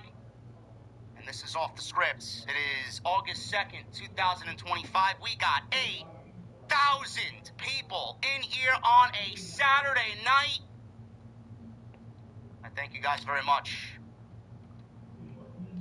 Follow me on social media at JD from NY206, Twitter, Instagram, TikTok, and Cameo. Hit that subscribe button down below. Turn on the bell for all notifications.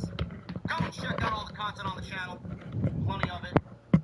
To those that I met at the American Dream Mall today, I salute you. Thank you guys very much. Your words were not only humbling, but very inspiring. Thank you guys very much. Domino's Best Deal Ever is back. Any hand-tossed pan All right. New York-style pizza with 80 toppings for just $9.99 on. An hour and a half in line to get into the Super 33, for those who don't know, is coming up on August 16th. That event is going to be streaming live and free on WWE, I believe WWE's YouTube channel, maybe Triple H's channel, but it'll be on YouTube. And Dominic Mysterio has a match on that show. He's wrestling in a 4-way for the AAA Mega title, so I'm definitely going to try to check that show out at some point. I know I'm busy that night, but I'll be tuned in. I'll be tuned in to Triple Mania. Then they showed in the crowd Psycho Clown and Mr. Iguana, who were flown in to be part of the open challenge that Los Garza had for their AAA Tag Team titles on SmackDown last night. And they lost, but Psycho Clown and Mr. Iguana were back here on SummerSlam. I guess their first SummerSlam, I guess.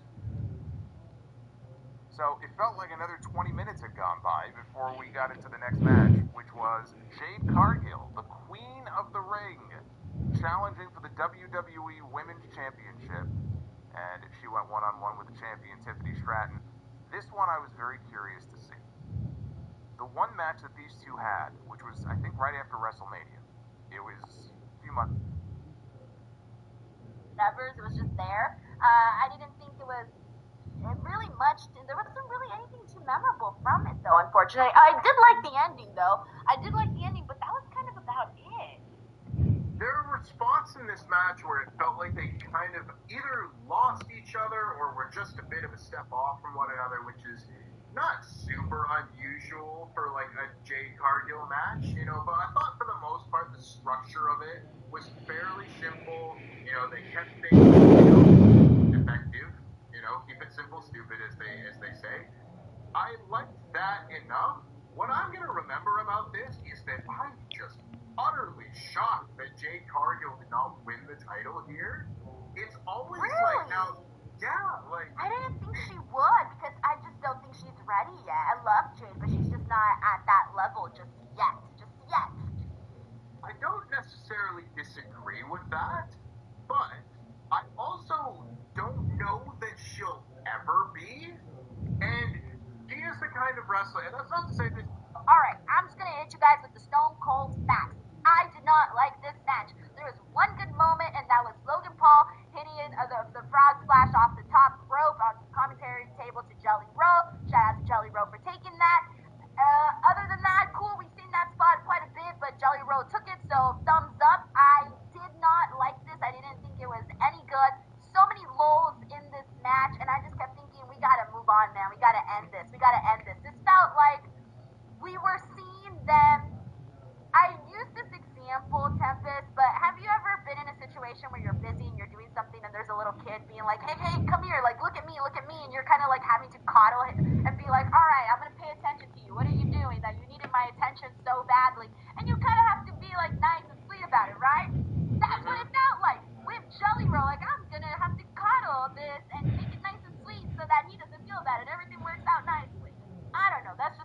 about it. Yeah, it was. This was not the match that I was most looking forward to this weekend, by any means. Like, sure, celebrity matches always have their place in pro wrestling and whatnot. I am fine for it being what it was. I thought, for the most part, everyone played their roles well, their jelly roles, well enough. But I don't know, like, Jelly Roll was fine in the ring. I would not say he was in the tier of, like, your Bad Bunnies or anything like that, like the really top echelon of celebrity wrestlers. Even people like, Stephen Amell at that SummerSlam 10 years ago. There have been a good amount of pretty decent celebrity wrestling matches. This one was fine. There was a big spot in it which really helped, but I thought the structure of this match was really kind of odd. I thought it was wild that Jelly Roll started this match and then built to a Randy Orton hot tag. God damn it with the damn commercials, man. Jeez. Get on my nerves. It's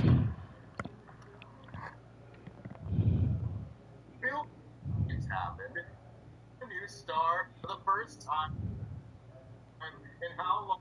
So mad, like, how could you do that to Cody Rhodes? It was one of the most horrible things, like, after how right they did WrestleMania 40, right? And then to have him not execute with hitting the championship belt, oh, it hurt, it stung. I still think about it and I cringe. I get, like, secondhand embarrassment from that moment. They should have never done Cody like that. But, hey, we're past that now, and I hope we don't see anything remotely close to what we saw at their WrestleMania match. Thank you, JJ. We got Hassan Butler, 2805. Hassan, what is up? Thank you so much for the super chat. Hassan says, the best part of wrestling is that even though it's predictable, you are still hyped when it happens. Hope you... Of the main event. And you guys know I make last at some point it's going to happen. I almost feel that they're going to try to maybe keep her more preoccupied in the story realm until they finally get to the position where they thinking, okay, you know what, we can do enough with the... Where, when she finally gets to that level or to that point where they feel that they can trust her to be a champion, mind you, she can also have a trial and before she lands the big one, she can have, she can be a U.S. champion. I definitely believe that Jade can be a U.S. women's champion. I think that would be phenomenal. So I think that can sort of be the step before she actually gets to that world championship. Because like you said, someone like Jade looks like she should be holding gold, but where is the gold? It hasn't happened just yet. Well, it has happened just somewhere else. She's TBS champion for a while. But even then, like that. I just saw a report the other day that she might be about to be cleared from the broken fingers. She had told CBS Sports a couple of weeks ago that the holdup was one of her...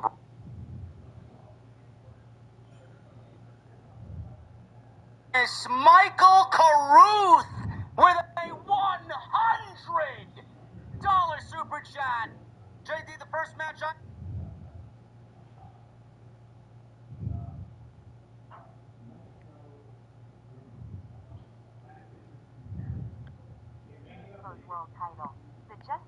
Now I hear Just Alex. Here's another podcaster in my chat.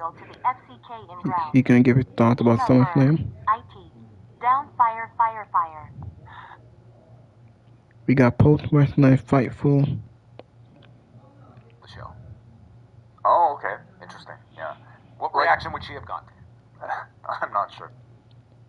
Yeah, if you guys saw, if you guys heard, Triple H's Paul Levesque, he was at the White House with Donald Trump. Donald Trump signed executive order to the President of Fitness. Oh my God, Sean Ross Sapp is here for the post show. Tag match. None in CM Punk and Gunther.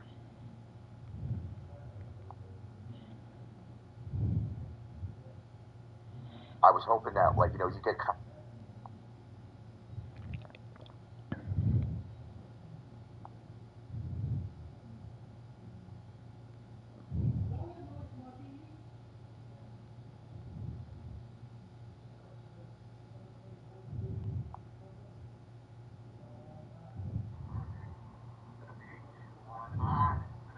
Listen, I don't give a fuck. It's too normal, man. We need some like people with like actual like just problems.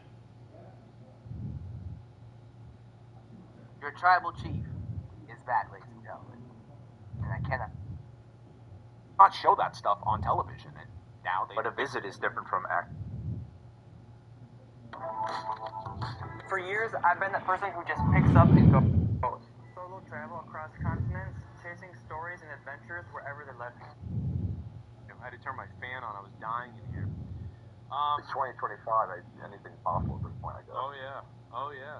You know what I want to see? I want to see a WWE superstar who's like slim. You know, obviously, it's not the first time it's going to have been said by any means, but the women really have been carrying WWE for me this year. Like, Start. I want to get my hands on this guy. Let me start. Let me do this, right? Because there was an angle they did. Was it at the PC? I don't know why they made the creative decision that they did tonight. I would have kept running with that. So Reigns is out there.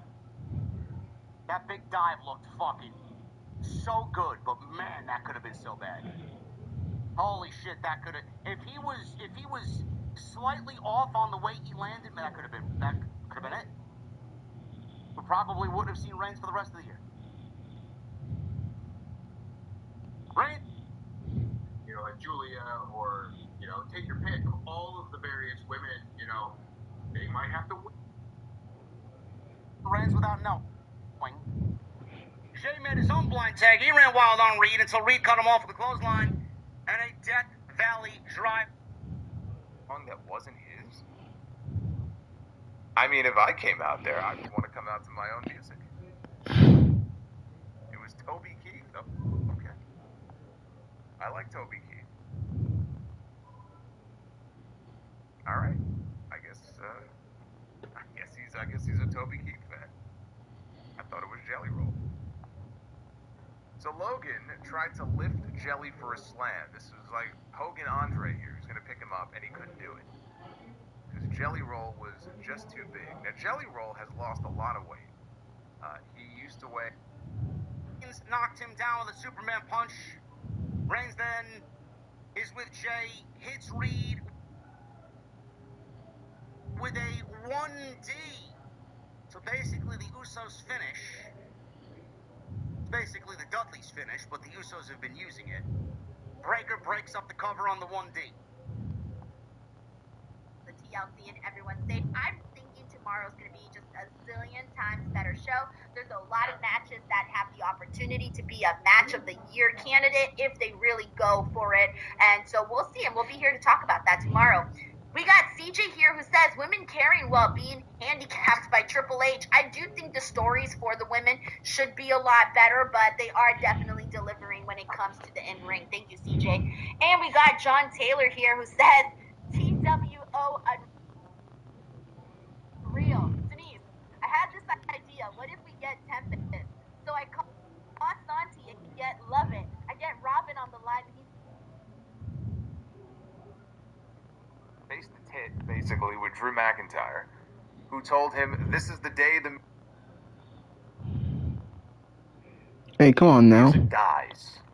And so for that, Jelly Roll slapped him. Then he doled out some jabs, and then Drew dropped him with a Glasgow kiss. Drew chopped him a few times and then taunted Randy Orton by telling him if he hears voices, he tells Randy, I hear...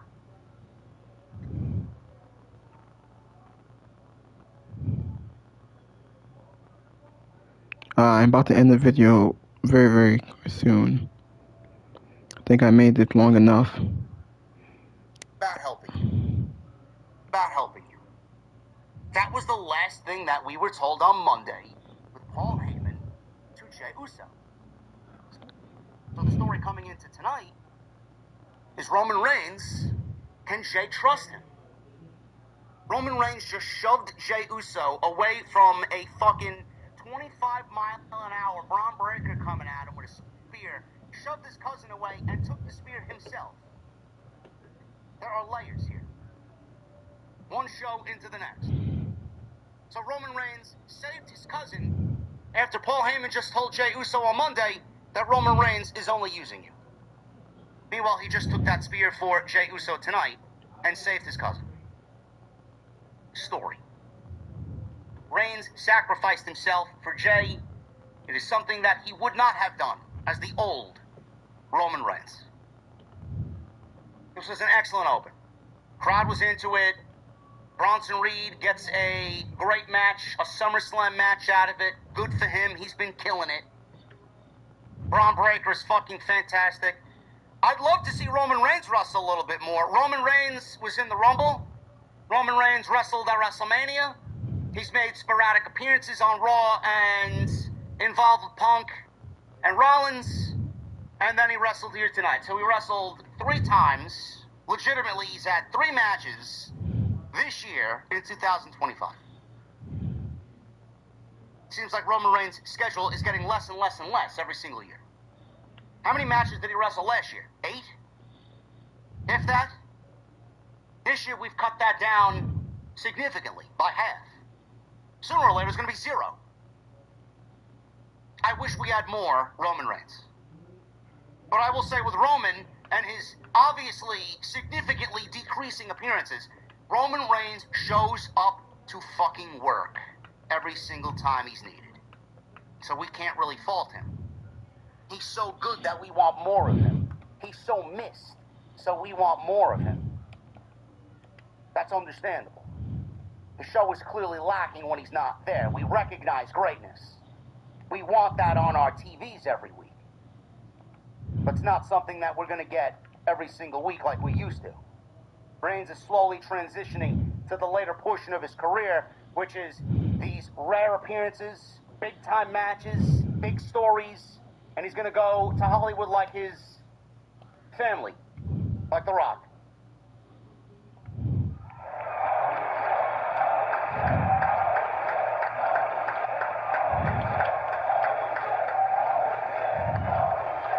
We got another $100 super chat from my guy, Best in the World, Matt. After hearing about this main event, it says Paul Heyman's creative fingerprints all over it. I know he's involved in some way from one Punk fan to another. Your hat is on me tonight, JD. Love, much love, T. To all the OTS family here tonight and for tomorrow as well. Hashtag OTS for life.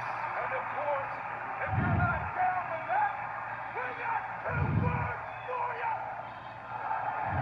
Thank you, Matt. Appreciate you being here, buddy. Thank you guys very much. So yes, I understand that we all want Roman Reigns back. I've seen someone in the chat say, leukemia, bro, give him a break. Sure. He's also a family man. His wife is giving birth to another child. Hollywood. He's filming movies. He's a busy guy. I get it. I get it. This is the last we'll see of Roman Reigns, more than likely, up until after he finishes filming for Street Fighter. If you guys are not aware, he is in the new Street Fighter live-action movie, playing the role of Akuma, one of my favorite Street Fighter characters. Several big wrestling stars are in it. Roman Reigns is in it. Cody Rhodes is in it. Hiroki Goto from New Japan is in it.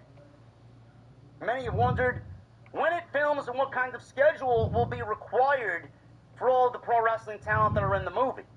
Sources told Fightful that they spoke with, they claim the movie films in September.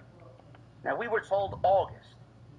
So we still very well could see Roman Reigns this month. We could get Roman Reigns in Clash in Paris, maybe against a Braun Breaker, maybe against the Bronson Reed. We don't know. So we'll have to see what materializes for that. That's happening at the end of August. When we asked about whether or not it would interfere with storylines, WWE sources said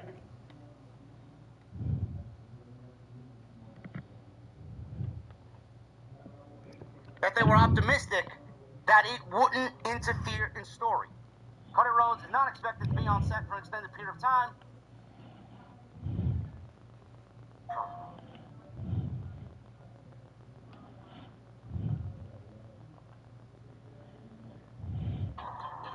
God damn it, man. What the hell?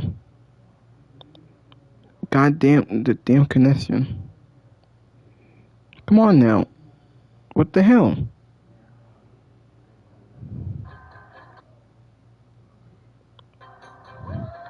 Yeah, I might as well just end the video.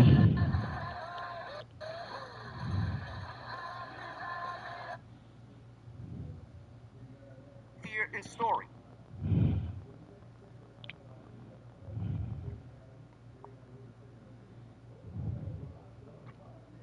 I think connecting getting on my nerves. You know what? I'm gonna have to end the video here. I'm gonna have to end the video here. Hold on, I'll give it a couple more seconds. If not, I'm gonna have to end the video. Thank you for watching. Thank you for all the support. Hit that like button, leave a comment. I made this video a lot longer than my last videos. This is Summerslam, the biggest night of the summer. How much of a role does he have in this movie? How much is Guile going to be in this movie? How much is Akuma going to be in this movie? They could be away 2-3 weeks. It's nothing new. We've had WWE champions on our show go away for 2 or 3 weeks at a time, only to then show up after that. So it might not be much of anything to worry about.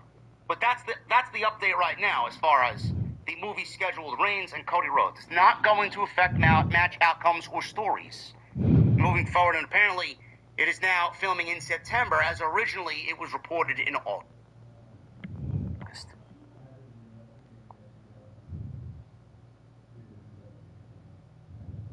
Man, it gets my nerve with the crap.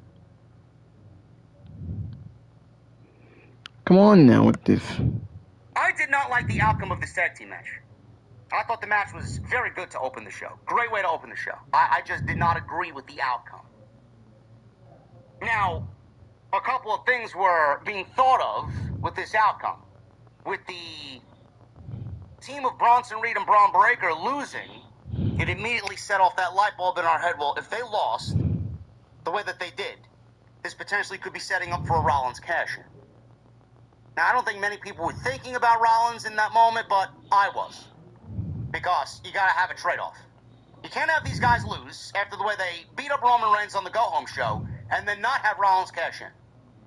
If they weren't planning on Rollins to cash in, I wonder if the creative would have been the other way with the Bronze winning over Reigns and Uso. Even with Rollins winning the World Championship, trolling us and showing us the work, winning the World Heavyweight Championship, I, personally, would have still had Roman Reigns and Jey Uso lose. I've been saying, let's keep that momentum. That was a great beatdown angle on Monday. Bronson Reed tsunami'd Roman Reigns. Braun Breaker speared the shit out of both Uso and Reigns through the barricade, and then they stole the guy's shoes. Keep that momentum going. I would have had Braun Breaker spear Roman Reigns, and I would have had Braun Breaker pin Roman Reigns. That's what I would have done. That's your guy. That's his yard now. That's his ring now. That's his cameraman. That's his commentary team. All things that Roman Reigns has said in the past.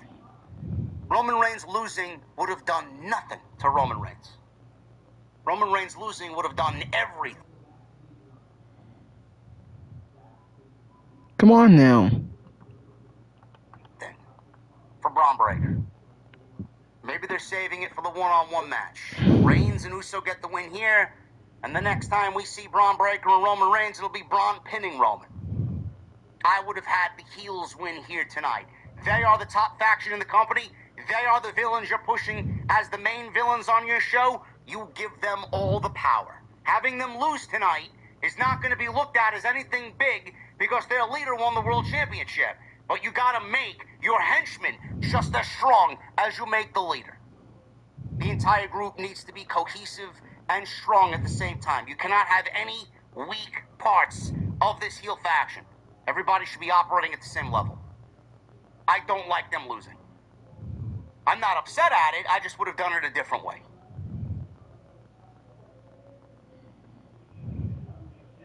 Women's Tag Team Championship match. Raquel Rodriguez and Roxanne Perez of the Judgment Day. They are the champions, defending against Charlotte Flair and Alexa Bliss. Everybody watching me knows I'm not the biggest Alexa Bliss or Charlotte Flair fan in the community. At one point or another, I have absolutely disowned both women from my television screen. This is the first time, the last few weeks, this is the first time I can honestly and genuinely say that they are positioned where they need to be. And I mean that wholeheartedly. Charlotte Flair is one of the greatest women's wrestlers of all time. But she was getting to be too much on television, and she was getting to be too much of the same old shit. Comes back, wins the Rumble, gets a championship match at WrestleMania. WWE could not read the room. That women's division is the greatest it's ever been, and they're bringing back Charlotte Flair after 9 months to win the Royal Rumble and go to WrestleMania. I'm going to end the video. Thank you for watching. Thank you for all the support. Hit that like button. Leave a comment. Please subscribe to my channel. I'll be back with more. I made it long enough. It might be my longest video on my PS5. Been 2 hours. Now this is SummerSlam, the biggest night of the summer. The second biggest pay-per-view in the company. Biggest night of the summer. It was a decent show. It was okay. I think without the opener and the main event, this show was like, I thought the middle of the show kind of filler. It felt like I'm on night one. I can't wait for night 2. I will do a live stream. I will do a review for night 2 tomorrow night for SummerSlam. There's 7 matches on the card, so I think night 2 can be a little bit longer. I think Triple H and Creative is saving the best on night 2. I can't wait. Until next time, I'll see y'all later.